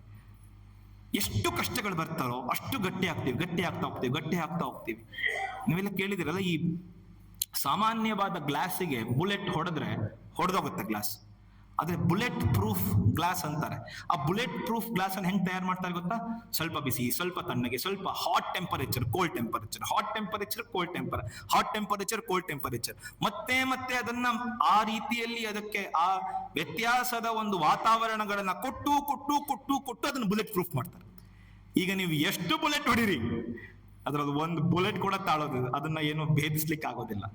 ಆ ಹಾಟ್ ಅಂಡ್ ಕೋಲ್ಡ್ ಅಂತ ಏನಿದೆಯಲ್ಲ, ಅದು ನಮಗೆ ಸುಖ ದುಃಖಗಳಿದ್ದ ಹಾಗೆ. ನಮಗೆ ಎಷ್ಟು ಸರ್ತಿ ನಾವು ಸುಖ ದುಃಖಗಳಿಗೆ ಒಳಗಾಗ್ತೀವೋ ನಾವು ಅಷ್ಟು ಗಟ್ಟಿ ಆಗ್ತೀವಿ. ಆಮೇಲೆ ಕೃಷ್ಣನೇ ಒಂದ್ ಮಾತು ಹೇಳ್ತಾನೆ, ಇದನ್ನ ನೀವು ಹೇಗೆ ಅರ್ಥ ಮಾಡ್ಕೊಳ್ತೀರೋ ಗೊತ್ತಿಲ್ಲ, ಆದ್ರೆ ಸಮಯ ಉಚಿತವಾಗಿದೆ ಅಂತ ಹೇಳ್ತೀನಿ. ನಾನು ಯಾರ ಮೇಲೆ ಅನುಗ್ರಹ ಮಾಡಬೇಕು ಅಂತ ಇರ್ತೀನಲ್ಲ, ಅವರ ಎಲ್ಲವನ್ನು ಕಸಿದ್ಕೊಂಡ್ ಬಿಡ್ತೇನೆ ಅಂತ ಹೇಳಿದ್ನಂತೆ. ಇದು ಭಾಗವತದಲ್ಲಿ ಕೃಷ್ಣನೇ ಹೇಳಿರುವಂಥ ಮಾತು. ಎಲ್ಲವನ್ನು ಕಸಿದ್ಕೊಂಡ್ ಬಿಡ್ತೇನೆ. ಅವನಿಗೆ ನಾನಲ್ಲದೆ ಮತ್ತೆ ಯಾರೂ ಕಾಣೋದಿಲ್ಲ, ನಾನಲ್ಲದೆ ಮತ್ತೇನೂ ಬೇಡ ಅಂತ ಅನ್ಸತ್ತೆ. ಹಾಗೆ ಮಾಡ್ತೇನೆ ಅಂತ ಹೇಳಿದ್ದಂತೆ. ನೆನ್ಪಿಟ್ಕೊಳ್ಳಿ, ನಮಗೆ ಪದೇ ಪದೇ ಕಷ್ಟಗಳು ಬರ್ತಿದೆ, ಸವಾಲುಗಳು ಬರ್ತಿದೆ ಅಂತ ನಾವು ಭಗವಂತನಿಗೆ ಅತ್ಯಂತ ಹತ್ತಿರ ಆಗ್ತಿದ್ದೀವಿ, ಅವನ ಪ್ರೀತಿ ಪಾತ್ರರಾಗ್ತಿದ್ದೀವಿ ಅಂತ ಅರ್ಥ. ಇದು ಕುಂತಿಯ ಪ್ರಾರ್ಥನೆ, ಇದು ನಾನು ಹೇಳ್ತಿರುವಂಥದ್ದಲ್ಲ. ನಿಮ್ಗೆಲ್ಲರಿಗೂ ಬರ್ಬರೀಕನ ಕತೆ ಗೊತ್ತಿರಬೇಕು. ಬರ್ಬರೀಕ ಅನ್ನೋ ನಿಮಗೆ ಗೊತ್ತಿರಬೇಕು. ಯಾರು ಹೇಳಿ? ಹಿಡಂಬೆಯ ಮಗ. ಅವನಿಗೆ ಒಂದು ವರ ಇತ್ತು. ಏನಂದ್ರೆ, ಅವನು 3 ಬಾಣದಲ್ಲಿ ಇಡೀ ಯುದ್ಧವನ್ನ ಮುಗಿಸ್ಬೋದಿತ್ತು. ಒಂದು ಬಾಣ ಮಾರ್ಕ್ ಮಾಡ್ಕೊಂಡು ಬರ್ತಿತ್ತು, ಇನ್ನೊಂದು ಬಾಣ ಯಾರ್ಯಾರನ್ನ ಕೊಲ್ಲಬಾರದು ಅಂತ ಅನ್ಮಾರ್ಕ್ ಮಾಡ್ಕೊಂಡು ಬರ್ತಿತ್ತು, ಇನ್ನೊಂದು ಬಾಣ ಎಲ್ಲರನ್ನು ನಾಶ ಮಾಡ್ಬಿಡ್ತಿತ್ತು. ಆದ್ರೆ ಅವನದೊಂದು ನಿಯಮ ಇತ್ತು. ಏನು ಅಂತ ಹೇಳಿದ್ರೆ, ನಾನು ಯಾರು ದುರ್ಬಲರೋ ಅವ್ರ ಜೊತೆ ಇರ್ತೀನಿ ಅಂತ. ಕೃಷ್ಣ ಆಲೋಚನೆ ಮಾಡ್ದ, ಮೊದಲನೇ ದುರ್ಬಲರು, ಮೊದಲನೇ ಸಮಯಕ್ಕೆ ನೋಡೋದಾದ್ರೆ ಪಾಂಡವರೇ ದುರ್ಬಲರು. ಇವನು ಮೊದಲನೇ ಬಾಣ ಪ್ರಯೋಗ ಮಾಡಿದ್ಮೇಲೆ ಏನಾಗ್ಬೋದು? ಕೌರವರು ದುರ್ಬಲರಾಗ್ಬಿಡ್ತಾರೆ. ಆಗ ಬರ್ಬರೀಕ ಏನಾದ್ರೂ ಕೌರವರ ಕಡೆ ಸೇರ್ಬಿಟ್ರೆ ಧರ್ಮನಾಶವಾಗ್ಬಿಡುತ್ತೆ ಅಂತ ಹೇಳಿ ಬರ್ಬರೀಕನ ಹತ್ರ ಹೋಗಿದ್ ತುಂಬಾ ಚೆನ್ನಾಗಿ ಘಟನೆ ಇದೆ. ಅವನು ಹೋಗಿ ಪರೀಕ್ಷೆ ಮಾಡಿ, ಪರೀಕ್ಷೆಯಲ್ಲಿ ಸಫಲವಾದ ನಂತರ ಅವನು ನಿನ್ನ ಶಿರವನ್ನ ಕೊಡು ಅಂತ ದಾನವಾಗಿ ಕೇಳ್ತಾನೆ. ಬರ್ಬರೀಕ ಶಿರವನ್ನೇ ಕೃಷ್ಣನಿಗೆ ಕೊಡ್ತಾನೆ. ಅದಾದ್ಮೇಲೆ ಅವನೊಂದು ವರ ಕೇಳ್ತಾನೆ. ಈ ಘಟನೆ ಮುಂದೆ ಚೆನ್ನಾಗಿದೆ, ಅದಕ್ಕೆ ನಾನು ನಿಮ್ಗೆ ಇದನ್ನ ಬೇಗ ಹೋಗ್ತಿದ್ದೀನಿ. ಏನು ಕೇಳ್ತಾನೆ ಅಂತ ಹೇಳಿದ್ರೆ, ಕೃಷ್ಣ, ಇಡೀ ಮಹಾಭಾರತ ಯುದ್ಧವನ್ನ ನಾನು ನೋಡುವ ಹಾಗೆ ನನಗೆ ಅನುಗ್ರಹ ಮಾಡು ಅಂತ ಹೇಳ್ತಾನೆ. ಆಗ ಕೃಷ್ಣ ಆ ಶಿರವನ್ನು ಒಂದು ಬೆಟ್ಟದ ಮೇಲೆ ಇಟ್ಟು ಇಡೀ ಯುದ್ಧ ನೋಡುವ ಹಾಗೆ ಮಾಡ್ತಾನೆ. ಯುದ್ಧ ಮುಗೀತು, ಕೌರವರೆಲ್ಲ ಸೋತ್ರು, ಪಾಂಡವರು ಗೆದ್ರು. ನಾವೆಲ್ಲ ಹೇಳ್ತೀವಲ್ಲ, ಗೆಲ್ಲೋವರೆಗೂ ಭಗವಂತನ ಕೈ ಬೇಕು, ಗೆದ್ದ ಮೇಲೆ ನಾನೇ ಕಾರಣ ಅಂತ ಹೇಳೋದು ಸಾಮಾನ್ಯವಾಗಿ ನಮ್ಗೆಲ್ಲ ಹಾಗೆ ಅಲ್ವಾ? ಹಾಗೆ ಪಾಂಡವರು ಕೂಡ. ಇವ್ರು ವಾಯುವಿಹಾರಕ್ಕೆ ಹೋಗ್ತಾ ಇದ್ರು. ಒಬ್ಬೊಬ್ರು ಏನ್ ಗೊತ್ತಾ, ಅರ್ಜುನ ನಿಮ್ಗೆಲ್ಲ ಗೊತ್ತಿಲ್ವಾ, ನನ್ನಿಂದಲೇ ಯುದ್ಧ ಗೆದ್ದದ್ದು, ಎಂತೆಂತಹ ಬಾಣ ಪ್ರಯೋಗ ಮಾಡಿದೆ, ಏನೆಲ್ಲ ಮಾಡಿದೆ ಅಂತ ಹೇಳ್ದ. ಭೀಮ ಹೇಳ್ದ, ಸಾಕು ಬಾಯಿ ಮುಚ್ಚು, ನಾನು ದುರ್ಯೋಧನನನ್ನ ಕೊಲ್ಲದೆ ಇದ್ದಿದ್ರೆ ನಾವು ಯುದ್ಧ ಗೆಲ್ತಿದ್ವೇನೋ, ನನ್ನಿಂದಲೇ ಯುದ್ಧ ಗೆದ್ದಿದ್ದಂತ ಭೀಮ. ಹೀಗೆ ಪ್ರತಿಯೊಬ್ಬರು ಅವರವರ ಗುಣಗಾನವನ್ನ ಮಾಡ್ತಾ ಹೋದ್ರು. ಕೃಷ್ಣ ಸುಮ್ಮನೆ ಇದ್ದ, ಪಾಪ ಏನು ಮಾತಾಡ್ಲಿಲ್ಲ. ಆದ್ರೆ ನಿಮ್ಗೆಲ್ಲ ಗೊತ್ತಿದ್ಯಲ್ಲ, ಅವನೇ ಎಲ್ಲದರ ಹಿಂದೆ ಸೂತ್ರಧಾರಿ ಅಲ್ವಾ? ಮತ್ತ ಪರತರಂ ನಾಸ್ತಿ ಕಿಂಚಿದಸ್ತಿ ಧನಂಜಯ, ಮತ್ತ ಪರತರಂ ನಾಣ್ಯ ಕಿಂಚಿದಸ್ತಿ ಧನಂಜಯ. ನನ್ನನ್ನು ಬಿಟ್ರೆ ಜಗತ್ನಲ್ಲಿ ಏನಿದೆ? ಮೈ ಸರ್ವಮಿದಂ ಪ್ರೋತ ಸೂತ್ರೇ ಮಣಿಗಣ ಇವ ಅಂತ, ಎಲ್ಲರನ್ನು ಹಿಡಿದಿಟ್ಟಿರೋ ನಾನೇ ಅಂತ ಕೃಷ್ಣ ಹೇಳಿದ್ರು ಇವನಿಗೆ ಇನ್ನ ಅಜ್ಞಾನ ಹೋಗಿಲ್ಲ. ನಾವೇ ಮಾಡಿದ್ದು ಅಂತ ಹೇಳ್ತಾ ಇದ್ರು. ಬರ್ಬರೀಕನ ಶಿರ ಇದ್ದಲ್ಲಿ ಇವ್ರು ಬಂದ್ರು. ಅದಕ್ಕೆ ಅರ್ಜುನ ನೀನೇನೋ ಹೇಳ್ತಿದ್ಯಲ್ಲ, ಭೀಮ ನೀನೇನೋ ಹೇಳ್ತಿದ್ಯಲ್ಲ, ಈಗ ಬರ್ಬರೀಕನಿಗೆ ಕೇಳೋಣ, ಅವನು ಇಡೀ ಯುದ್ಧವನ್ನ ನೋಡಿದ್ದಾನೆ, ಕೇಳೋಣ ಅವನಿಗೆ ಅಂತ ಹೇಳಿದ್ನು. ಸರಿಂದ ಬರ್ಬರೀಕನಿಗೆ ಕೇಳಿದ್ರು, ಅಪ್ಪ ನೀನ್ ಇಡೀ ಯುದ್ಧವನ್ನ ನೋಡಿದ್ಯಲ್ಲ, ಅರ್ಜುನ ವೀರಾವೇಶದಿಂದ ಹೋರಾಡಿದ್ನೋ, ಭೀಮ ವೀರಾವೇಶದಿಂದ ಹೋರಾಡಿದ್ನೋ, ಯಾರ ವೀರಾವೇಶದಿಂದ ಯುದ್ಧಕ್ಕೆ ಜಯ ಸಿಕ್ತು ಅಂತ ಹೇಳಪ್ಪ ಅಂತ ಕೃಷ್ಣ ಹೇಳಿದ್ನ. ಬರ್ಬರೀಕ ನೋಡಿ ಹೇಳ್ದ, ಎಲ್ಲಿಯ ಅರ್ಜುನ, ಎಲ್ಲಿಯ ಭೀಮ, ಯಾರ ಪರಾಕ್ರಮ, ಎಲ್ಲಿಯ ಧರ್ಮರಾಯ, ಎಲ್ಲಿಯ ಪಾಂಡವರು, ಎಲ್ಲಿಯ ಕೌರವರು, ಎಲ್ಲಿಯ ಗಜ, ಎಲ್ಲಿಯ ಕುದುರೆಗಳು, ನನಗೇನು ಕಾಣಲೇ ಇಲ್ಲ. ಅತ್ತಿನಿಂದ ಬಾಣ ಹೊಡಿತಿದ್ದವನು ಕೃಷ್ಣ, ಇತ್ತಿನಿಂದ ಬಾಣ ಸ್ವೀಕಾರ ಮಾಡ್ತಿದ್ದವನು ಕೃಷ್ಣ, ಎಲ್ಲವೂ ಕೃಷ್ಣ ಕೃಷ್ಣ ಕೃಷ್ಣ ಕೃಷ್ಣ. ಕೃಷ್ಣನ ಬಿಟ್ಟು ನಾನು ಇಡೀ ಮಹಾಭಾರತ ಯುದ್ಧದಲ್ಲಿ ಮತ್ತೇನನ್ನು ನೋಡ್ಲೇ ಇಲ್ಲ ಅಂತ ಹೇಳಿದ್ದ. ನೋಡಿ, ರೋಮಾಂಚನವಾಗತ್ತೆ ಅಲ್ವಾ? ನಮ್ಮ ಸುತ್ತ ಇರೋರು ನೀವು ಆಲೋಚನೆ ಮಾಡಿ, ನಿಮ್ ಸುತ್ತ ಈಗ 100 ಜನ ಕೂತಿದ್ದಾರೆ, ಎಲ್ಲರೂ ಸಾಕ್ಷಾತ್ ಭಗವಂತನ ಸ್ವರೂಪರು ಕೂತಿದ್ದಾರೆ ಅಂದಾಗ ನಿಮ್ಮ ಮೈ ಎಷ್ಟು ರೋಮಾಂಚನವಾಗಬಾರ್ದು? ಅದು ಸತ್ಯವೇ. ಆ ರೀತಿ ಬರ್ಬರೀಕನಿಗೆ ದರ್ಶನವಾಯಿತು ಅಂತ. ಸೊ ಎಲ್ಲರೊಳಗೂ ಆ ಭಗವಂತ ಇದ್ದಾನೆ ಅಂತ. ಅದರಿಂದ ಕುಂತಿಯ ಪ್ರಾರ್ಥನೆ ಬಹಳ ಮುಖ್ಯ. ಆ ತಿತೀಕ್ಷ ಸಹನೆ ನಮಗ್ ಬೇಕು. ಎಷ್ಟು ದುಃಖ ಬಂದ್ರು, ಎಷ್ಟು ಕಷ್ಟ ಬಂದ್ರು, ಅದಕ್ಕೆ ತಿತೀಕ್ಷ ಹೇಳ್ತಾರೆ, ಸಹನಂ ಸರ್ವ ದುಃಖಾನಾಂ ಅಪ್ರತೀಕಾರ ಪೂರ್ವಕಂ ಚಿಂತಾ ವಿಲಾಪರಹಿತಂ ಸಾ ತಿತೀಕ್ಷಾ ನಿಗದ್ಯತೆ. ಸಹನೆ ಅಂದ್ರೆ ಏನ್ ಗೊತ್ತಾ? ತುಂಬಾ ಚೆನ್ನಾಗಿ ಹೇಳ್ತಾರೆ. ಏನು? ಸಹನಂ ಸರ್ವ ದುಃಖಾನಾಂ, ಎಲ್ಲ ದುಃಖಗಳಿಗೂ ಸಹಿಸ್ಬೇಕಂತೆ. ಅಪ್ರತೀಕಾರ ಪೂರ್ವಕಂ, ಪ್ರತೀಕಾರ ಮಾಡ್ದೇನೆ, ಸೇಡ್ ತೀರಿಸ್ಕೊಂಡ್ಬಿಟ್ಟು ಅಪ್ಪ ನನ್ ದ್ವೇಷ ಹೋಯ್ತು ಅಂದ್ರೆ ಹಂಗಲ್ವಂತೆ. ಅಪ್ರತೀಕಾರ ಪೂರ್ವಕಂ ಚಿಂತಾ ವಿಲಾಪರಹಿತಂ. ಎರಡನೇ ಕಂಡೀಷನ್ ಏನ್ ಗೊತ್ತಾ, ನಾನ್ ದುಃಖ ಸಹಿಸ್ಕೋತೀನಪ್ಪ ಅಂದ್ಬಿಟ್ಟು ಪ್ರತಿನಿತ್ಯ ಅದರ ಬಗ್ಗೆನೇ ಯೋಚನೆ ಮಾಡು. ಅಯ್ಯೋ ನನ್ಗೆ ದುಃಖ ಬಂದ್ಬಿಡ್ತಲ್ಲ, ಅಯ್ಯೋ ನನ್ಗೆ ರೋಗ ಬಂದ್ಬಿಡ್ತಲ್ಲ, ಅಯ್ಯೋ ನನ್ಗೆ ಕಷ್ಟ ಬಂದ್ಬಿಡ್ತಲ್ಲ. ಅದಕ್ಕೆ ಕೃಷ್ಣ ಅವ್ನು ಹೇಳ್ತಾನೆ, ನಮ್ಮ ಶಾಸ್ತ್ರ ಹೇಳುತ್ತೇನೋ, ಸಹನಂ ಸರ್ವ ದುಃಖಾನಾಂ ಅಪ್ರತೀಕಾರ ಪೂರ್ವಕಂ ಚಿಂತಾ ವಿಲಾಪರಹಿತಂ. ಚಿಂತೆ ಇರಬಾರ್ದಂತೆ. ಸಾ ತಿತೀಕ್ಷಾ ನಿಗದ್ಯತೆ, ಅದು ನಿಜವಾದ ತಿತೀಕ್ಷಾ ಅಂದ್ರೆ. ಇದು ನಾವು ಕುಂತಿಯ ಒಂದು ದೃಷ್ಟಾಂತದಿಂದ ಕಲಿತೀವಿ, ಕುಂತಿಯ ಪ್ರಾರ್ಥನೆಯಿಂದ ಕಲಿತೀವಿ ಅಂತ. ಅದಕ್ಕೆ ಮತ್ತೆ ಎರಡನೇ ಮುಖ್ಯವಾದದ್ದೇನಂದ್ರೆ, ನಾವ್ ಏನು ಪ್ರಾರ್ಥಿಸ್ಬೇಕು ಅಂತ. ಇಷ್ಟೊತ್ತು ನಾವೇನು ಆಲೋಚನೆ ಮಾಡಿದ್ವಿ, ದುಃಖ ನಮಗೆ ವರನೋ ಶಾಪನೋ, ಕುಂತಿ ಯಾಕೆ ಹಾಗೆ ಕೇಳ್ಕೊಂಡ್ಲು ಅನ್ನೋದನ್ನ ನಾವು ಆಲೋಚನೆ ಮಾಡಿದ್ವಿ. ಈಗ ನಾವು ಏನ್ ಪ್ರಾರ್ಥನೆ ಮಾಡ್ಬೇಕು ಅಂತ. ಕುಂತಿ ಏನ್ ಪ್ರಾರ್ಥನೆ ಮಾಡಿ, ದುಃಖ ಕೊಡು ಅಂತ ನಾವೇನ್ ಪ್ರಾರ್ಥನೆ ಮಾಡ್ತೀವಿ ಆಲೋಚನೆ ಮಾಡಿ. ನೀವೇ ಆಲೋಚನೆ, ಪ್ರತಿ ಸರ್ತಿ ದೇವರ ಮುಂದೆ ಬಂದು ನಿಂತಾಗ ನಿಮ್ ಮನಸ್ಸಿನಲ್ಲಿ ಏನೇನೇನೆಲ್ಲ ಓಡುತ್ತೆ ಅಂತ ಆಲೋಚನೆ ಮಾಡಿ. ಅದಕ್ಕೆ ನಮ್ಮ ಶಾಸ್ತ್ರಗಳು ಬಹಳ ಅದ್ಭುತವಾದ ಪ್ರಾರ್ಥನೆಯನ್ನ ಹೇಳ್ಕೊಟ್ಟಿವೆ. ಆದಿಶಂಕರರು ಅಪರಾಧ ಕ್ಷಮಾಪಣಾ ಸ್ತೋತ್ರ ಬರಿಬೇಕಾದ್ರೆ ಅವ್ರ ಕೊನೆಯಲ್ಲಿ ಹೇಳ್ತಾರೆ, ಮತ್ಸಮಃ ಪಾತಕಿ ನಾಸ್ತಿ ಪಾಪಘ್ನಿ ತ್ವತ್ಸಮಾನಹಿ ಏವಂ ಜ್ಞಾತ್ವಾ ಮಹಾದೇವಿ ಯಥಾ ಯೋಗ್ಯಂ ತಥಾ ಕುರು. ಅಮ್ಮ, ನನ್ನ ಜೀವನ ನಿರ್ಧರಿಸುವಷ್ಟು ಬುದ್ಧಿವಂತ ನಾನಲ್ಲಮ್ಮ.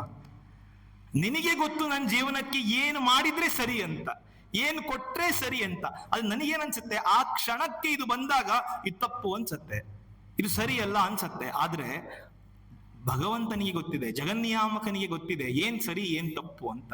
ಅದಕ್ಕೆ ಅವ್ರು ಆದಿಶಂಕರರು ಕೇಳ್ತಾರೆ, ಅಮ್ಮ ಯಥಾ ಯೋಗ್ಯಂ ತಥಾ ಕುರು. ನಿನಗೆ ಏನು ಯೋಗ್ಯ ಅನ್ಸತ್ತೋ ಅದ್ ನನಗ್ ಕೊಡು, ನೀನ್ ಏನೇ ಕೊಟ್ಟರು ನಾನು ಸ್ವೀಕರಿಸ್ತೀನಿ. ಅದಕ್ಕೆ ಹಿಂದಿಯಲ್ಲಿ ಹೇಳ್ತಾರೆ, ಸುಖ ಭೀ ಮುಜೆ ಪ್ಯಾರೆ ಹೇ ದುಃಖ ಭೀ ಮುಜೆ ಪ್ಯಾರೆ ಹೇ ಚೋಢೂ ಮೇ ಕಿಸೆ ಭಗವನ್ ದೋನೋ ಬಿ ತುಮಾರೇ ಹೇ ಅಂತ ಹೇಳ್ತಾರೆ. ಹೌದಲ್ವಾ? ಸುಖವು ನನಗೆ ಅಷ್ಟೇ ಖುಷಿಯನ್ನು ಕೊಡುತ್ತೆ, ದುಃಖವೂ ಅಷ್ಟೇ ಖುಷಿಯನ್ನು ಕೊಡುತ್ತೆ. ಯಾಕೆ? ಅದೆರಡೂ ನಿನ್ನವೇ ಅಂತ. ಜಗನ್ನಾಥಪುರಿಯಲ್ಲಿ ಮಾಧವದಾಸರು ಅಂತ ಒಬ್ಬರಿದ್ರು. ಇದು ನಡೆದಂತ ಘಟನೆ.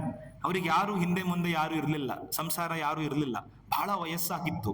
ಜಗನ್ನಾಥನೇ ನನ್ನ ಸಕಲವು ಅಂತ ಇದ್ದಂಥ ಮಹಾನುಭಾವರು ಅವರು. ಇವತ್ತಿಗೂ ನೀವು ಮಾಧವದಾಸರ ಬಗ್ಗೆ ಬಹಳ ಕಥೆಗಳನ್ನ ಬಹಳ ಪ್ರಚಲಿತವಾಗಿದೆ ಜಗನ್ನಾಥಪುರಿಯಲ್ಲಿ. ಅವರಿಗೆ ಒಮ್ಮೆ ಅತಿಸಾರದ ರೋಗ ಬಂತು. ಪ್ರತಿನಿತ್ಯ ಒಂದೊಂದು ನಿಮಿಷಕ್ಕೂ ಅವರು ಹೋಗ್ಬೇಕು ಬರಬೇಕು, ಮಲ ವಿಸರ್ಜನೆ ಮಾಡ್ಬೇಕು ಬರಬೇಕು, ಮಲ ವಿಸರ್ಜನೆ ಮಾಡ್ಬೇಕು ಬರಬೇಕು, ಮಲ ವಿಸರ್ಜನೆ. ಎಷ್ಟು ನಿತ್ರಾಣರಾಗಿ ಹೋದ್ರು ಅಂತ ಹೇಳಿದ್ರೆ, ಮಲಗಿದ ಕಡೆಯಿಂದ ಎದ್ದೋಳಕ್ಕಾಗ್ಲಿಲ್ಲ ಅವರಿಗೆ. ಕೂತಲ್ಲೇ ಮಲಗಿದ್ದಲ್ಲೇ ಮಲ ವಿಸರ್ಜನೆಯನ್ನ ಮಾಡ್ಕೊಂಡು ಅಷ್ಟು ವಯಸ್ಸಾಗಿದೆ, ನಿತ್ರಾಣರಾಗಿದ್ರು. ಅವರು ಪ್ರಜ್ಞೆ ಕಳ್ಕೊಂಡ್ಬಿಟ್ರು. ಪ್ರಜ್ಞೆ ಬಂದ ಮೇಲೆ ಇದು ನಡೆದದ ಘಟನೆ ಅಂತ ಮಾಧವದಾಸರೇ ಹೇಳಿದ್ದಾರೆ. ಪ್ರಜ್ಞೆ ಬಂದ ಮೇಲೆ ನೋಡ್ತಾರೆ, ಅವರು ಸಮುದ್ರ ತೀರದಲ್ಲಿದ್ದಾರೆ. ಸಾಕ್ಷಾತ್ ಜಗನ್ನಾಥ ತಾನೇ ಇವರ ಲಂಗೋಟಿಗಳನ್ನು ಹೋಗಿತಿದ್ದಾನಂತೆ. ತಾನೇ ಲಂಗೋಟಿಗಳನ್ನು ಹೋಗಿತಿದ್ದಾನಂತೆ.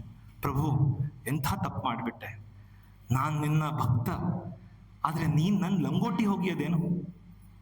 ಅದಕ್ಕೆ ಅವನಿಗೆ ಕರುಣಾ ನಿಧಿ ಅಂತ ಕರೆಯೋದು ಅಲ್ವಾ. ಪಾಂಡವರ ಮನೆಯ ಕುದುರೆಯನ್ನ ತೊಳೆದವನು ಜಗನ್ನಿಯಾಮಕ. ಆಲೋಚನೆ ಮಾಡಿ, ಅವನಷ್ಟು ಕರುಣೆ ಇನ್ನೊಬ್ಬರಿಗಿಲ್ಲ. ಆದ್ರೆ ನಾವು ಹೇಗೆ ಯೋಚನೆ ಮಾಡ್ತೀವಿ ನೋಡಿ. ಲಂಗೋಟಿಯನ್ನು ಹೋಗಿದ್ದ ಮಾಧವದಾಸರಿಗೆ ಬಹಳ ನೋವಾಯ್ತು. ಜಗತ್ತನ್ನು ನಡೆಸುವಂತ ನೀನು ನನ್ನ ಲಂಗೋಟಿಗಳನ್ನು ಯಾಕೆ ತೊಳೆದಿದ್ದಿ ಪ್ರಭು? ನೀನು ಇಷ್ಟಪಟ್ಟಿದ್ದಿದ್ರೆ, ನೀನು ಇಚ್ಛೆ ಪಟ್ಟಿದ್ದಿದ್ರೆ ಕ್ಷಣ ಮಾತ್ರದಲ್ಲಿ ಈ ರೋಗನೇ ಹೋಗಿಸ್ಬಿಡ್ಬೋದಿತ್ತಲ್ಲ. ಹೌದಲ್ವಾ? ಆಲೋಚನೆ ಮಾಡಿ. ಭಗವಂತ ಹೀಗ ಅಂದಿದ್ದಿದ್ರೆ ರೋಗನೇ ಹೊರಟೋಗ್ತಾ ಇತ್ತು. ಆದ್ರೆ ನನ್ ಲಂಗೋಟಿ ಹೋಗಿತ್ತಿದ್ಯಲ್ಲ ಪ್ರಭು. ಅದಕ್ಕೆ ಪ್ರಭು ಹೇಳಿದ್ನಂತೆ, ನೋಡಪ್ಪ, ನೀನೇನ್ ಅಂದ್ಕೊಂಡೆ, ಜಗತ್ತಿನಲ್ಲಿ ನನ್ನನ್ನು ಬಿಟ್ರೆ ನಿನಗೆ ಯಾರು ಇಲ್ಲ ಅಂತ ಅನ್ಕೊಂಡಿಯಲ್ಲ, ಅದಕ್ಕೆ ನಾನೇ ಬಂದೆ ನಿನ್ನ ಲಂಗೋಟಿ ಹೋಗ್ಯಕ್ಕೆ. ಹೌದು, ನಿಮಿಷ ಮಾತ್ರದಲ್ಲಿ ನಿನ್ನ ರೋಗವನ್ನ ಗುಣ ಮಾಡಬಹುದಾಗಿತ್ತು. ಆದ್ರೆ ನೀನು ಆದಷ್ಟು ಬೇಗ ನಿನ್ನ ಎಲ್ಲ ಪ್ರಾರಬ್ಧವನ್ನು ಇಲ್ಲೇ ಕಳೆದು ನನ್ನ ಹತ್ತಿರ ಬರಬೇಕು ಅನ್ನೋ ಕಾರಣಕ್ಕೆ ನಾನು ಲಂಗೋಟಿ ಹೋಗಿತಿದ್ದೀನಿ ಅಂತ ಹೇಳಿದ್ನಂತೆ. ಎಂಥ ಕರುಣಾನಿಧಿ ನೋಡಿ.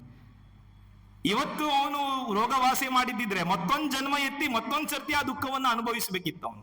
ಮತ್ತೊಂದು ಜನ್ಮ ಎತ್ತಿ ಮತ್ತೊಂದ್ ಸರ್ತಿ. ಭಗವಂತ ಹೇಳ್ದ, ಇಲ್ಲ, ದುಃಖ ಏನ್ ಪಡಬೇಕಿದ್ಯೋ ಎಲ್ಲ ಪಟ್ಬಿಡಿ ಇಲ್ಲೇ.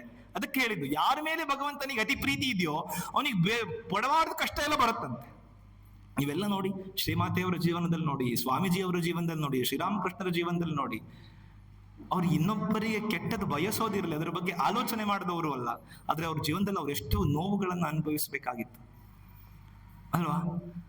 ಅದಕ್ಕೆ ಮಾಧವದಾಸರಿಗೆ ಹೇಳಿದ್ದಂತೆ, ನಿನ್ನೆಲ್ಲ ಪ್ರಾರಬ್ಧ ಹೋದ್ಮೇಲೆ ನೀನ್ ನನಗೆ ನೇರ ಸೇರಿಯುವಂತೆ ಅಂತ. ಅದಕ್ಕೆ ನಾವು ಯಾವಾಗ್ಲೂ ಕೇಳ್ತೀವಿ, ಅನಾಯಾಸೇನ ಮರಣಂ ವಿನಾ ದೈನ್ಯೇನ ಜೀವನಂ ದೇಹಿಮೇ ಕೃಪಯಾ ದೇವ ಅಂತಕಾಲೇ ತವಾರಾಧನಂ ಅಂತ. ನನಗೇನ್ ಕೊಡ್ಬೇಕು ಗೊತ್ತಾ? ಅನಾಯಾಸೇನ ಮರಣಂ, ಆಯಾಸ ಇಲ್ಲದೆ ಮರಣ ಕೊಡು ಭಗವಂತ. ವಿನಾ ದೈನ್ಯೇನ ಜೀವನಂ, ಇನ್ನೊಬ್ಬರ ಮುಂದೆ ಕೈ ಚಾಚೋ ಹಾಗೆ ನನಗೆ ಮಾಡಬೇಡ ಅಲ್ವಾ?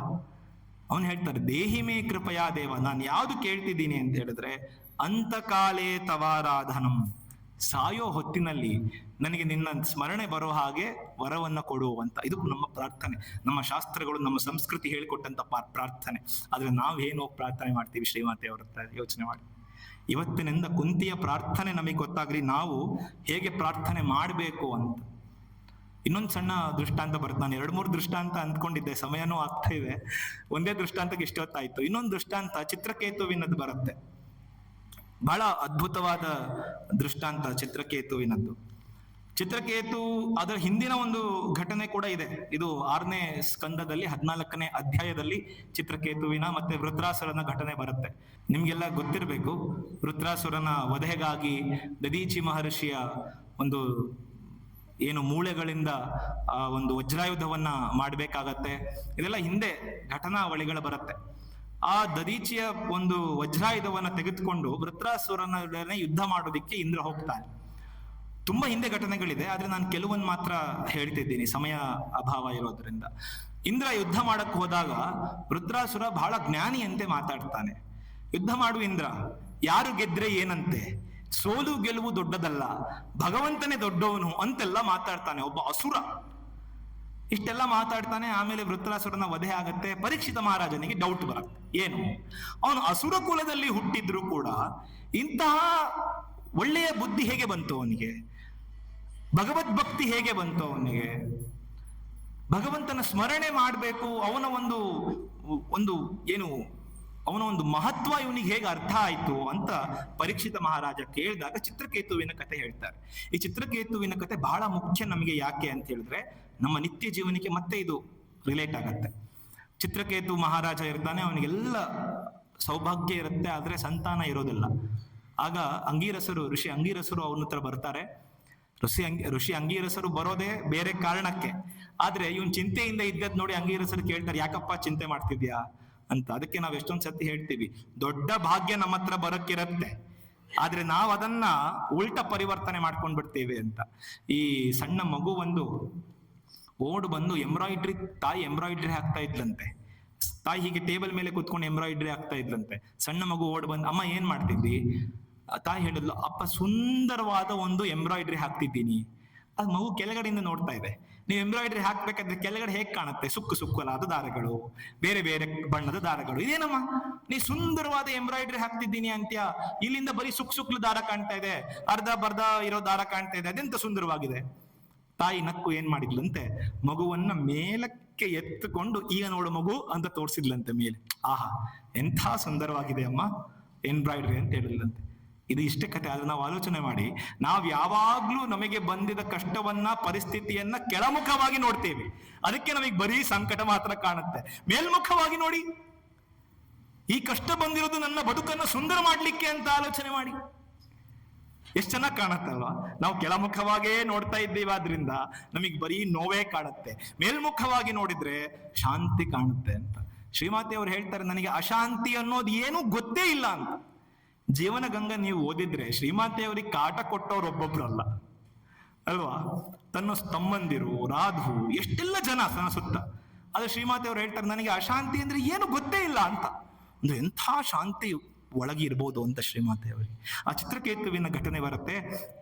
ಅಂಗೀರಸ ಮಹಾರಾಜರು ಪುತ್ರಕಾಮೇಷ್ಟಿ ಯಾಗವನ್ನ ಮಾಡಿ ಅವನ ಮೊದಲನೇ ಹೆಂಡತಿಗೆ ಆ ಪುತ್ರಕಾಮೇಷ್ಟಿ ಯಾಗದ ಪ್ರಸಾದವನ್ನ ಕೊಟ್ಟಾಗ ಅವಳು ಒಂದು ಮಗುವನ್ನ ಹೆರ್ತಾಳೆ. ಅದಕ್ಕಿಂತ ಮುಂಚೆ ಅಂಗೀರಸ ಮಹರ್ಷಿಗಳು ಅವನಿಗೆ ಒಂದು ಕಾಷನ್ ಕೊಟ್ಟಿರ್ತಾರೆ, ನೋಡಪ್ಪ ನಿನಗೆ ಸಂತಾನವೇನೋ ಸಿಗುತ್ತೆ, ಅದನ್ನ ನೆನಪಿಟ್ಕೋ, ಆ ಸಂತಾನದಿಂದ ಎಷ್ಟು ಸುಖ ಸಿಗುತ್ತೋ ಅಷ್ಟೇ ದುಃಖವೂ ಸಿಗತ್ತೆ ನಿನಗೆ ಅಂತ. ಈ ಸುಖ ದುಃಖವನ್ನ ಕೃಷ್ಣ ಬಹಳ ಚೆನ್ನಾಗಿ ಹೇಳ್ತಾನೆ ಭಗವದ್ಗೀತೆಯಲ್ಲಿ. ಆಗಮ ಅಪಾಯಿನ್ಯೋ ತಾಂ ತಿತಿಕ್ಷಸ್ವ ಭಾರತ. ಅದು ಬರುತ್ತೆ ಹೋಗುತ್ತೆ ಅಂತ, ಅದು ಬರೋದು ಹೋಗೋದಂತೆ, ಯಾವುದು ಇರೋದಿಲ್ವಂತೆ. ಅದಕ್ಕೆ ಆ ಮಗು ಎಷ್ಟು ನಿನಗೆ ಸುಖ ಕೊಡುತ್ತೋ ಅಷ್ಟೇ ದುಃಖ ಕೊಡುತ್ತೆ ಅಂತ. ಆಯ್ತು ಪರವಾಗಿಲ್ಲ, ಸುಖ ಕೊಟ್ರೆ ಸಾಕು ಅಂತ ಹೇಳಿ ಅವನದನ್ನ ಸ್ವೀಕಾರ ಮಾಡ್ದ. ಅವನಿಗೆ ಮೊದಲನೇ ಹೆಂಡತಿಗೆ ಮಗು ಹುಟ್ಟಿತು. ಅವನಿಗೆ ತುಂಬಾ ಜನ ಹೆಂಡತಿಯರಿದ್ರು, ರಾಜ ಬಹುವಲ್ಲಭ ಅಂತ ಹೇಳ್ತೀವಿ. ರಾಜನಿಗೆ ಬಹಳ ಜನ ಹೆಂಡತಿಯರಿದ್ರು. ಆಗ ಏನಾಯ್ತು ಅಂದ್ರೆ ಮಿಕ್ಕ ಹೆಂಡತಿಯರಿಗೆಲ್ಲ ಕೋಪ ಬಂತು. ಯಾಕೆ? ರಾಜ ಮೊದಲನೇ ಹೆಂಡತಿಯ ಜೊತೆನೆ ಮಗನ ಜೊತೆನೆ ಕಾಲ ಕಳೆಯೋಕ್ ಶುರು ಮಾಡ್ದ. ಯಾಕಂದ್ರೆ ಎಷ್ಟೋ ದಿನಗಳಾದ್ಮೇಲೆ ಸಂತಾನವಾಗಿದೆ ಅಂತ ಹೇಳಿ. ಅದಕ್ಕೆ ಮಿಕ್ಕ ಹೆಂಡತಿಯರೆಲ್ಲ ಏನ್ ಮಾಡಿದ್ರು, ಹೀಗೆ ಬಿಟ್ರೆ ರಾಜ ನಮ್ ಕಡೆ ಮುಖನೂ ಹಾಕಿ ಕೂತ್ಕೊಳ್ಳಲ್ವೇನೋ ಅಂತ ಅಂದ್ಕೊಂಡು ಏನ್ ಮಾಡಿದ್ರು, ಎಲ್ಲ ಉಪಾಯ ಮಾಡಿ ಆ ಮಗುವಿಗೆ ವಿಷ ಹಾಕಿ ಕೊಂದ್ಬಿಟ್ರು. ಮಗುವಿಗೆ ವಿಷ ಹಾಕಿ ಕೊಂದ್ಬಿಟ್ರು. ರಾಜನಿಗೆ ಅತೀವ ದುಃಖ ಆಯ್ತು. ಅವನ ಮೊದಲನೇ ಹೆಂಡತಿಗೂ ಬಹಳ ದುಃಖ ಆಯ್ತು. ಅಷ್ಟರಲ್ಲಿ ಮತ್ತೆ ಅಂಗೀರಸ ಮತ್ತೆ ನಾರದರು ಅಲ್ಲಿಗೆ ಬಂದ್ರು. ಆಗ ರಾಜ ಅವರಿಬ್ಬರು ಯಾರು ಬಂದಿದ್ದಾರೆ ಅಂತಾನೆ ಮರ್ತೋಗ್ತಾನೆ, ಅಷ್ಟು ದುಃಖದಲ್ಲಿ ಇದ್ದ ಅವನು ಅಲ್ವಾ. ನಮ್ಮಲ್ಲಿ ನೀವು ಅದನ್ನ ನಮ್ಗೆ ಸಮಯ ಇಲ್ಲ, ಅದರ ನೀವು ಪ್ರಯತ್ನ ಮಾಡಿ. 2ನೇ ಅಧ್ಯಾಯ ಭಗವದ್ಗೀತೆಯಲ್ಲಿ 8 steps ಆಫ್ ಫಾಲ್ ಅಂತ ಹೇಳ್ತೀವಿ. ಧ್ಯಾಯತೋ ವಿಷಯಾನ್ ಪುಂಸಃ ಸಂಗಸ್ತೇಷೂಪಜಾಯತೆ ಸಂಗಾತ್ ಸಂಜಾಯತೆ ಕಾಮಃ ಕಾಮಾತ್ ಕ್ರೋಧೋಭಿಜಾಯತೆ ಕ್ರೋಧಾತ್ ಭವತಿ ಸಮ್ಮೋಹ ಸಮ್ಮೋಹಾತ್ ಸ್ಮೃತಿ ವಿಭ್ರಮ ಸ್ಮೃತಿ ಭ್ರಂಶಾತ್ ಬುದ್ಧಿನಾಶೋ ಬುದ್ಧಿನಾಶಾತ್ ಪ್ರಣಶ್ಯತಿ ಅಂತ. ಬುದ್ಧಿನಾಶ ಆದಾಗ ನಮಗೆ ಎದುರಿಗಿರೋರು ಯಾರು ಅಂತಾನೆ ಗೊತ್ತಾಗೋಲ್ವಂತೆ. ಅದು ನಮಗೆ ಅತೀವವಾದ ಕಾಮನೆಯಿಂದ ಹುಟ್ಟುತ್ತಂತೆ. ಆ ಮಗನ ಮೇಲೆ ಅತೀವವಾದ ಪ್ರೀತಿ ಅವನಿಗೆ ಆ ಬುದ್ಧಿನಾಶವನ್ನ ಮಾಡಿತ್ತು. ಮುಂದೆ ಬಂದವರು ಯಾರು ಅಂತಾನೆ ಗೊತ್ತಾಗ್ಲಿಲ್ಲ. ಆಗ ಅಂಗೀರಸರು ಹೇಳಿದ್ರು, ನೋಡಪ್ಪ, ಈ ಮಗುವಿಗೆ ಯಾರು ನಿನಗೆ ಮಗುವನ್ನ ಪ್ರಸಾದ ಆಗ್ಲಿಕ್ಕೆ ಕಾರಣ? ನಾನೇ ಅಂಗೀರಸ. ಅವತ್ತು ನಿನಗೆ ಆಶೀರ್ವಾದ ಮಾಡಿ ಪುತ್ರಕಾಮೇಷ್ಟೇ ಆಗ ಮಾಡಿಸಿದ್ದೀನಿ, ನೆನಪಿಲ್ವಾ ಅಂತ ಕೇಳ್ತಾನೆ. ಅವಾಗ ಅವನು ನೋಡ್ತಾನೆ, ಹೌದಲ್ವಾ, ಬನ್ನಿ, ಎಲ್ಲಿಯ ಸುಖ? ಅಂಗೀರಸರು ಹೇಳ್ತಾರೆ, ಅವತ್ತೇ ಹೇಳಿದ್ನಲ್ಲ ನಾನು, ಇವನು ಎಷ್ಟು ಸುಖ ಕೊಡ್ತಾನೋ ಅಷ್ಟೇ ದುಃಖವನ್ನು ಕೂಡ ಕೊಡ್ತಾನೆ ಅಂತ. ಸುಖದ ಸಮಯ ಆಯ್ತು, ಈಗ ದುಃಖದ ಸಮಯ ಅನುಭವಿಸು ಅಂತ. ಆಗ ಅಂಗೀರಸರು ಮತ್ತು ನಾರದರಿಗೆ ಅವನು ಹೇಳ್ತಾನೆ, ನೀವು ಎಷ್ಟು ಶಕ್ತಿ ಆಗುತ್ತೋ ಅಷ್ಟು ಶಕ್ತಿಯನ್ನೆಲ್ಲ ಉಪಯೋಗಿಸಿ ಮತ್ತೆ ನನ್ನ ಮಗುವನ್ನ ಜೀವಂತ ಮಾಡಿಕೊಡಿ ಅಂತ. ಆಗ ಅವ್ರು ಹೇಳ್ತಾರೆ, ನೋಡಪ್ಪ, ಹಂಗೆಲ್ಲ ಮಾಡ್ಲಿಕ್ಕೆ ಬರಲ್ಲ, ಆದ್ರೆ ಒಂದು ಚಾನ್ಸ್ ಇದೆ. ಏನು? ಆ ನಿನ್ನ ಮಗನ ದೇಹದಲ್ಲಿ ಬಂದಂತಹ ಜೀವಾತ್ಮನನ್ನ ಕರೆಸಿ ಕೇಳೋಣ. ಅವನೇನಾದ್ರೂ ಬರ್ತೀನಿ, ನಿನ್ನ ಮಗುವಾಗಿ ಇರ್ತೀನಿ ಅನ್ನೋದಾದ್ರೆ ನಾನು ಅದಕ್ಕೆ ಜೀವದಾನ ಮಾಡಬಹುದು ಅಂತ ಹೇಳಿ ಆ ಆತ್ಮನನ್ನ ಕರೆಸ್ತಾರಂತೆ. ಕರೆಸ್ಬಿಟ್ಟು ಕೇಳ್ತಾರೆ, ನೋಡಪ್ಪ, ಇಂಥ ದೊಡ್ಡ ತಂದೆ ತಾಯಿಗಳು ನಿನಗೆ, ಪೃಥ್ವಿಯನ್ನ ಆಳ್ತಿರುವಂಥ ಮಹಾರಾಜ ಅಲ್ವಾ, ನೀನ್ ಯಾಕೆ ವಾಪಸ್ ಬರಬಾರ್ದು ಅಂತ ಕೇಳಿದ್ನಂತೆ. ಅದಕ್ಕೆ ಆ ಜೀವಾತ್ಮ ತಲೆ ಚಚ್ಕೊಂಡು ಹೇಳ್ತಂತೆ, ಅಲ್ಲ ಅಂಗೀರಸರೇ, ನಿಮ್ಗೆಲ್ಲ ಗೊತ್ತಿದೆ, ಆದ್ರೂ ಹೀಗೆ ಕೇಳ್ತಿದ್ದೀರಾ? ಇಂಥ ತಂದೆ ತಾಯಿಯರು ನನಗೆ ಎಷ್ಟು ಆಗಿ ಹೋದರೋ ಗೊತ್ತಿಲ್ಲ ಅಂತ. ನೋಡಿ ಎಷ್ಟು ಅದ್ಭುತವಾದ ಮಾತನ್ನ ಜೀವಾತ್ಮ ಹೇಳುತ್ತೆ. ಇಂಥ ತಂದೆ ತಾಯಿಯರು ಎಷ್ಟು ಆಗ್ಬಿಟ್ರೋ, ಇಂಥ ಅರಮನೆ ಎಷ್ಟು ನೋಡ್ಬಿಟ್ಟಿದ್ದೀನೋ, ಮತ್ತೆ ಬಂದಿ ಆಗ್ಲಿಕ್ಕೆ ಬರಲೇನು? ಇವರ ಸುಖಕ್ಕೋಸ್ಕರ ನಾನು ಬಂದಿ ಆಗ್ಲೇನು ಆ ದೇಹದಲ್ಲಿ? ಸಾಧ್ಯನೇ ಇಲ್ಲ, ನಾನು ಬರೋದಿಲ್ಲ ಅಂತ ಹೊರಟೋಯ್ತಂತೆ. ಆಗ ಚಿತ್ರಕೇತು ಮಹಾರಾಜನಿಗೆ ಜ್ಞಾನೋದಯವಾಯ್ತಂತೆ. ಹೌದಲ್ವಾ, ಯಾರಿಗೋಸ್ಕರ ನಾನು ಇಷ್ಟೊಂದು ವ್ಯಥೆ ಪಡ್ತಿದ್ನೋ ಅವನಿಗೆ ಇಷ್ಟ ಇಲ್ಲ ಬರ್ಲಿಕ್ಕಂತ. ಹಾಗಾದ್ರೆ ನಾನು ಯಾರಿಗೋಸ್ಕರ ವ್ಯಥೆ ಪಡ್ತಿದ್ದೀನಿ? ಆಲೋಚನೆ ಮಾಡಿ. ನಮ್ ಸುತ್ತ ಇರೋರೆಲ್ಲ ಹಾಗೆ. ಆದರೆ ನಾವು ಹೇಗಿರ್ಬೇಕು ಹಾಗಂತ ನಾಳೆ ನಮ್ಮ ಮಕ್ಕಳು ಬೇಡ, ಗಂಡ ಬೇಡ, ಹಾಗಲ್ಲ. ಅದಕ್ಕೆ DVG ಅವರು ತುಂಬಾ ಚೆನ್ನಾಗಿ ಹೇಳ್ತಾರೆ, 2 ಕೋಣೆಗಳ ನೀ ಮಾಡು ಮನದಾಲಯದಿ. ಮನಸ್ಸಿನಲ್ಲಿ 2 ಕೋಣೆ ಮಾಡ್ಬೇಕಂತೆ. 2 ಕೋಣೆಗಳ ನೀ ಮಾಡು ಮನದಾಲಯದಿ, ಹೊರ ಕೋಣೆಯೊಳಗೆ ಲೋಕರಾಟಗಳ ಆಡು. ಹೊರಗಿನ ಕೋಣೆಯಲ್ಲಿ ಲೋಕರಾಟಗಳ ಆಡ್ಬೇಕಂತೆ. ಹೆಂಡತಿಯಾಗಿ, ಮಗನಾಗಿ, ತಾಯಿಯಾಗಿ ಎಲ್ಲರ ತರ ನಟನೆ ಮಾಡ್ಬೇಕಂತೆ. ಅವ್ರ ಮುಂದೆ ಹೇಳ್ತಾರೆ, ವಿರಮಿಸೊಬ್ಬನೆ ಮೌನದೊಳ ಕೋಣೆಯಲ್ಲಿ ಶಾಂತಿಯಲ್ಲಿ. ಒಳಗಿನ ಕೋಣೆಯಲ್ಲಿ ಒಬ್ಬನೇ ಮೌನವಾಗಿ ಶಾಂತಿಯಲ್ಲಿ ವಿರಮಿಸ್ಬೇಕಂತೆ. ವರಯೋಗ ಸೂತ್ರವಿದು ಮಂಕುತಿಮ್ಮ ಅಂತ ಹೇಳ್ತಾರೆ. ಏನ್ ಅದ್ಭುತ ನೋಡಿ. ಹಂಗಂತ ನಾವೆಲ್ಲ ಬಿಟ್ಬಿಡ್ಬೇಕು ಅಂತಲ್ಲ, ಅಟ್ಯಾಚ್ಮೆಂಟ್ ಬಿಡ್ಬೇಕು ಅಂತ ಅಷ್ಟೇ ಹೇಳ್ತಿದ್ದಾರೆ ಹೊರತು ಸಂಬಂಧಗಳನ್ನು ಬಿಡಬೇಕು ಅಂತ ಹೇಳ್ತಾ ಇಲ್ಲ. ಆಮೇಲೆ ಆ ಕಥೆ ಮುಂದೆ ಹೋಗುತ್ತೆ. ಆದ್ರೆ ಬಹಳ ಮುಖ್ಯವಾಗಿ ನಾವು ಕಲಿಬೇಕಾಗಿರೋದು ಇಲ್ಲಿ, ಅವನಿಗೆ ಜ್ಞಾನೋದಯ ಆಗತ್ತೆ. ಆಮೇಲೆ ಅವನಿಗೆ ಸಂಕರ್ಷಣ ಮಂತ್ರವನ್ನ ನಾರದರು ಉಪದೇಶ ಮಾಡ್ತಾರೆ. ಮಂತ್ರೋಪನಿಷತ್ತಿನ ಮೂಲಕ ಅವನು ಅದನ್ನ ಜಪ ಮಾಡಿ ವಿದ್ಯಾಧರ ಪದವಿಯನ್ನ ಪಡೆದು ಆಮೇಲೆ ಅವನು ಅವನು ಹೋಗ್ತಾ ಇರ್ಬೇಕಾದ್ರೆ ಶಿವನ ನೋಡಿ, ಶಿವ ಪಾರ್ವತಿಯನ್ನ ತೊಡೆ ಮೇಲೆ ಕೂಡಿಸ್ಕೊಂಡಿರ್ತಾನೆ. ಅದನ್ನ ನೋಡ್ಬಿಟ್ಟು ಗಹಗಹಿಸಿ ನಕ್ ಬಿಡ್ತಾನೆ. ಅಲ್ಲ, ಸಾಮಾನ್ಯ ಜನರೇ ಹೆಂಡತಿಯನ್ನ ಸಭೆಯಲ್ಲಿ ತೊಡೆ ಮೇಲೆ ಕೂಡಿಸ್ಕೊಳ್ಳೋದಿಲ್ಲ ಅಂತ ಭಗವಂತ ಶಿವ ತಾನ್ ತೊಡೆ ಮೇಲೆ ಕೂಡಿಸ್ಕೊಂಡಿದ್ದಾನಲ್ಲ ಅಂತ ಅವನು ಕುಹಕ ಮಾಡಿ ನಕ್ ಬಿಡ್ತಾನೆ. ಪಾರ್ವತಿಗೆ ಕೋಪ ಬರುತ್ತೆ, ಅವನಿಗೆ ಶಾಪ ಕೊಡ್ತಾಳೆ, ಏನಂತ, ನೀನು ರಾಕ್ಷಸನಾಗಿ ಹುಟ್ಟು ಅಂತ. ಅದೇ ಚಿತ್ರಕೇತು ಮಹಾರಾಜನೇ ಭೃತ್ರಾಸುರನಾಗಿ ಜನ್ಮ ತಾಳ್ತಾನೆ. ಅದಕ್ಕೆ ಅವನು ಯುದ್ಧದಲ್ಲಿ ತನ್ನ ಹಿಂದಿನ ಜನ್ಮದ ನೆನಪು ಇರೋದ್ರಿಂದ ಅವನು ಭಗವಂತನೇ ಜಗನ್ನಿಯಾಮಕ, ಇಂದ್ರ ನೀನು ಹೊಡಿ, ನನಗೆ ಪರವಾಗಿಲ್ಲ, ಸೋಲು ಗೆಲುವು ನನ್ನ ಕೈನಲ್ಲೂ ಇಲ್ಲ, ನಿನ್ ಕೈನಲ್ಲೂ ಇಲ್ಲ, ಹೊಡಿ ಅಂತ ಹೇಳ್ತಾನಂತೆ. ಈ ಕಥೆ ಇದು. ಆದ್ರೆ ಇದರಿಂದ ನಾವು ಅರ್ಥ ಮಾಡ್ಕೊಳ್ಬೇಕಾಗಿರೋದೇನು ಅನ್ನೋದು ಬಹಳ ಮುಖ್ಯ. ಗುರು ಶಿಷ್ಯರು ಇಬ್ರು ಇದ್ರಂತೆ. ಶಿಷ್ಯ ಹೇಳಿದ್ನಂತೆ, ಗುರುಗಳೇ ಎಷ್ಟ್ ದಿನ ಅಂತ ಆಶ್ರಮದಲ್ಲಿರೋದು, ನಾನು ಸ್ವಲ್ಪ ಆಚೆ ಸಂಸಾರವನ್ನ ಅನುಭವಿಸಿ ಬರ್ತೀನಿ, ನಂಗೆ ಸ್ವಲ್ಪ ದಿನ ಅವಕಾಶ ಮಾಡಿಕೊಡಿ ಅಂತ ಕೇಳಿದ್ನಂತೆ. ಅದಕ್ಕೆ ಗುರುಗಳು ಹೇಳಿದ್ರು, ಆಯ್ತಪ್ಪ ಹೋಗಿ ಸಂಸಾರವನ್ನ ಅನುಭವಿಸಿ ಬಾ, ಆದ್ರೆ ನೆನ್ಪಿಡು ಬೇಗ ಬಾ ಅಂತ ಹೇಳಿದ್ರಂತೆ. ಇವನು ಸಂಸಾರಕ್ಕೆ ಹೋದ, ಮದುವೆ ಮಾಡ್ಕೊಂಡ, ಮಕ್ಕಳಾಯ್ತು, ಒಳ್ಳೆ ಒಂದು ಸಂಪಾದನೆಯನ್ನ ಮಾಡ್ದ, ದುಡ್ಡು ಮಾಡ್ದ, ಸ್ಥಿತಿವಂತನಾದ. ಗುರುಗಳು ಮನೆ ಹತ್ರ ಬಂದ್ರು. ನೋಡಪ್ಪ ನೀನೇನ್ ಹೇಳಿದ್ದಿ, ಸ್ವಲ್ಪ ದಿನ ಸಂಸಾರ ನೋಡಿ ಬರ್ತೀನಿ ಎಂದೆ, ಆಯ್ತಲ್ಲ ಸ್ವಲ್ಪ ದಿನ ಬಾ ನನ್ನೊಳಗೆ ಅಂತ ಹೇಳಿದ್ದಂತೆ. ಗುರುಗಳಿಗೆ ಅವನು ಹೇಳಿದ್ರು, ಎಲ್ಲಾದ್ರೂ ಉಂಟೆ ಗುರುಗಳೇ, ಎಲ್ಲಾದ್ರೂ ಉಂಟೆ, ಈಗ ತಾನೇ ಮಕ್ಕಳು ಹುಟ್ಟಿದೆ, ಆ ಮಕ್ಕಳನ್ನ ಪಾಲನೆ ಪೋಷಣೆ ಮಾಡೋದು ಬೇಡವೇನು, ಅದೆಲ್ಲ ಸ್ವಲ್ಪ ದೊಡ್ಡವರಾಗ್ಲಿ, ಅವ್ರ ಮದುವೆ ಆಗ್ಲಿ, ಆಮೇಲೆ ಬರ್ತೀನಿ ಎಂದಂತೆ. ಗುರುಗಳು ಪಾಪ ಹೊರಟೋದ್ರು, ಇವನಿಗೆ ಬುದ್ಧಿ ಬರಲ್ಲ ಅಂತ. ಮತ್ತೆ ಆ ಮಕ್ಕಳ ಮದುವೆ ಆಯ್ತು, ಆ ಮಕ್ಕಳಿಗೆ ಮಕ್ಕಳು ಹುಟ್ಟಿತು. ಗುರುಗಳು ಬಂದ್ರು, ನೋಡಪ್ಪ ಅಜ್ಜನಾಗಿದ್ದೀನಿ, ಎಲ್ಲವನ್ನು ನೋಡಿದ್ದಿ, ಈಗ್ಲಾದ್ರೂ ಬಾ.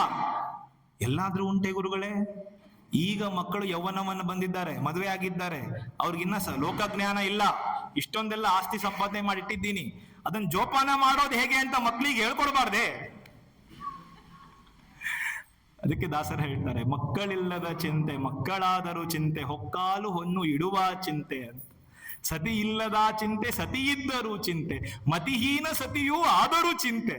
ಹೆಂಡತಿ ಇಲ್ಲ ಅಂತ ಮೊದಲು ಚಿಂತೆ, ಆಮೇಲೆ ಮದುವೆ ಆದ್ಮೇಲೆ ಅಯ್ಯೋ ಹೆಂಡತಿ ಇದ್ದಾಳಲ್ಲ ಅಂತ ಚಿಂತೆ,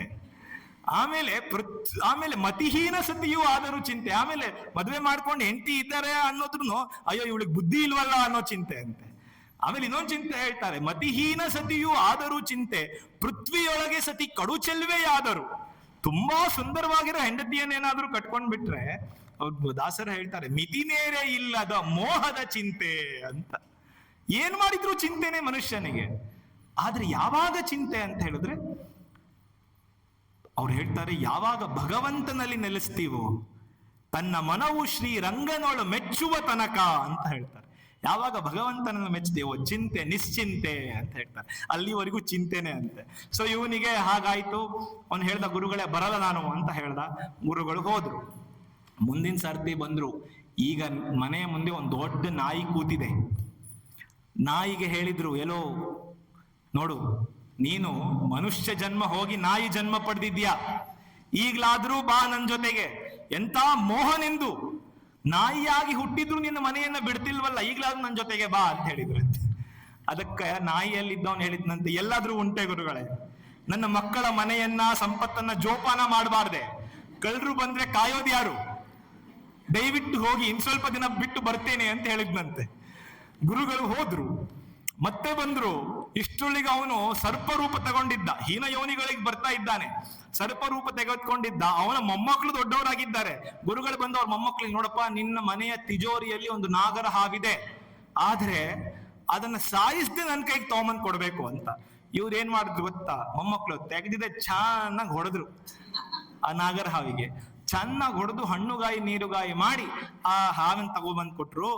ಗುರುಗಳು ಆ ಹಾವನ್ನ ಕತ್ತಿಗೆ ಹಾಕೊಂಡು ಏನು ಒಂದು ರಾಜಗಾಂಭೀರ್ಯದಲ್ಲಿ ನಡ್ಕೊಂಡು ಹಾವನ್ನು ನೋಡ್ಕೊಂಡು ಹೇಳಿದ್ರಂತೆ, ನೋಡ್ದ ಮೂರ್ಖ, ನಾನೇನ್ ಹೇಳಿದೆ ನಿನಗೆ, ಯಾವ ಮಕ್ಕಳಿಗೋಸ್ಕರ, ಯಾವ ಮೊಮ್ಮಕ್ಕಳಿಗೋಸ್ಕರ ನಾಯಿ ಸರ್ಪ ಯೋನಿಗಳನ್ನ ತೆಗೆದುಕೊಂಡಿಯೋ ಅವರೇ ಇವತ್ತು ಹೊಡೆದು ನಿನ್ಗೆ ಮನೆಯಿಂದ ಆಚೆ ಹಾಕಿದ್ದಾರೆ, ಈಗ್ಲಾದ್ರೂ ಬುದ್ಧಿ ಕಲಿಯಲ್ವಾ ಅಂತ ಕೇಳಿದ್. ನಾವೆಲ್ಲ ಹಾಗೆ, ಒಂದಿದ್ದರೆ ಇನ್ನೊಂದು ಬೇಕೆಂಬಾಸೆ, ಇನ್ನೊಂದಿದ್ದರೆ ಮತ್ತೊಂದು ಬೇಕೆಂಬಾಸೆ, ಮತ್ತೊಂದಿದ್ದರೆ ಮಗದೊಂದು ಬೇಕೆಂಬಾಸೆ, ಎಷ್ಟಿದ್ದರೆ ಅಷ್ಟು ಬೇಕು, ಅಷ್ಟಿದ್ದರೆ ಮತ್ತಷ್ಟು ಬೇಕು, ಮತ್ತಷ್ಟಿದ್ದರೆ ಇನ್ನಷ್ಟು ಬೇಕು.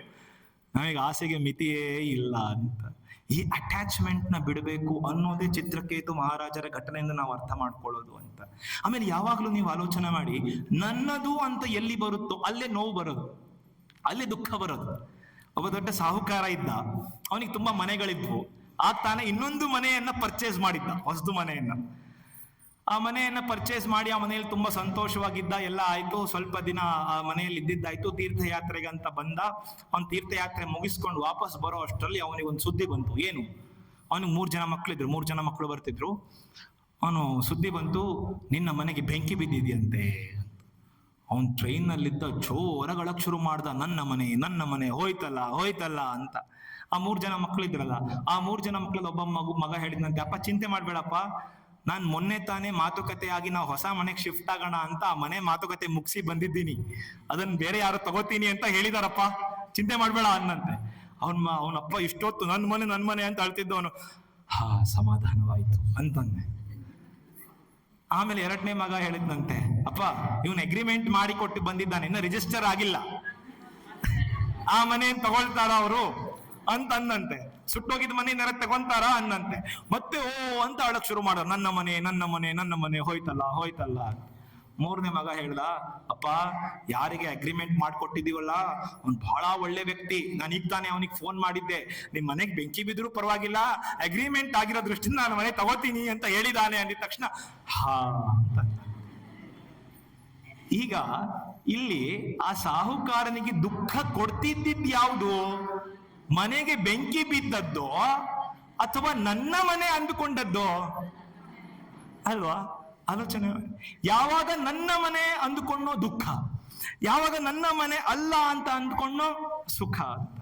ಅದಕ್ಕೆ ಎಷ್ಟು ಚೆನ್ನಾಗಿ ಹೇಳ್ತಾರೆ ನಾವ್ ಹೇಗಿರ್ಬೇಕು ಜೀವನದಲ್ಲಿ ಅಂತ ಹೇಳಿದ್ರೆ, ಈ ಭಾಗವತ ನಮಗೆ ಕಳಿಸ್ಕೊಡೋ ಪಾಠ ಏನು ಅಂದ್ರೆ ಮತ್ತೆ ತುಂಬಾ ಚೆನ್ನಾಗಿ ಹೇಳ್ತಾರೆ ಟಿ ವಿ ಜಿ ಅವರು. ಅರಸ ಅಡವಿ ಗೈದಿ ದೊಡ ಮೊರೆಯ ದೊಡಮೇನನು. ರಾಮನ್ ಬಗ್ಗೆ ಹೇಳ್ತಿದ್ದಾರೆ. ರಾಮ ಅರಸ ಅಡವಿಗೆ ಹೋದ್ನಂತೆ. ಅರಸ ಅಡವಿ ಗೈದಿ ದೊಡಮವನಿತ್ತ ಪಾದುಕೆಗಳು ವರೆಯದೊಡಮೇನನು ತಾವರದಿ ಒರೆದು. ಭರತ, ರಾಮ ಏನ್ ಮಾಡ್ದ? ಪಾದುಕೆಗಳನ್ನ ಭರತನಿಗೆ ಕೊಟ್ಟ. ಪಾದುಕೆಗಳನ್ನ ರಾಮ ಪಾದುಕೆ ಇಟ್ಟು ರಾಜ್ಯಭಾರ ಮಾಡಕ್ ಶುರು ಮಾಡ್ದ. ಪಾದುಕೆ ಏನಾದ್ರು ಆರ್ಡರ್ ಮಾಡುತ್ತಾ? ಮಾಡಲ್ಲ. ಅವನಿತ್ತ ಪಾದುಕೆಗಳು ವರೆಯದೊಡಮೇನನು, ಅದೇನು ಬರೆಯಲ್ಲ, ತಾವರದಿ ಒರೆದು. ಆದ್ರೆ ಅವನ್ ಬರೀತಾ ಇದ್ನಂತೆ. ಒಂದೆಷ್ಟು ಚೆನ್ನಾಗಿ ಹೇಳ್ತಾರಂದ್ರೆ, ಅರಸ ಅಡವಿ ಗೈದಿ ದೊಡಮವನಿತ್ತ ಪಾದುಕೆಗಳು ವರೆಯದೊಡಮೇನನು ತಾವರದಿ ಒರೆದು. ದೊರೆತನದ ಭಾರವನು ಹೊತ್ತು ದೊರೆಯಾಗದ. ಈ ಮಾತು ಕೇಳಿಸ್ಕೊಳ್ಳಿ. ದೊರೆತನದ ಭಾರವನು ಹೊತ್ತು ದೊರೆಯಾಗದ ಭರತನ ಒಲಿರು ನೀನು ಮಂಕುತಿಮ್ಮ ಅಂತ ಹೇಳ್ತಾರೆ. ಹೇಗಿರ್ಬೇಕಪ್ಪ ಅಂದ್ರೆ, ದೊರೆತನದ ಭಾರವನ್ನು ಹೊರಬೇಕು, ದೊರೆ ಆಗ್ಬಾರ್ದು. ಸಂಸಾರದ ಭಾರವನ್ನು ಹೊರಬೇಕು, ಆದ್ರೆ ಅದಕ್ಕೆ ಅಟ್ಯಾಚ್ ಆಗಬಾರ್ದು ಅಂತ. ನೋಡಿ, ಇದೆಲ್ಲ ಬಹಳ ಕಷ್ಟ. ಹೌದು, ನಾನು ಹೇಳ್ತಿರೋ ಅಷ್ಟು ಸುಲಭ ಅಲ್ಲ, ನೀವು ಕೂತ್ಕೊಂಡು ನಗ್ತಾ ಕೇಳ್ತಿರೋ ಅಷ್ಟು ಸುಲಭ ಅಲ್ಲ.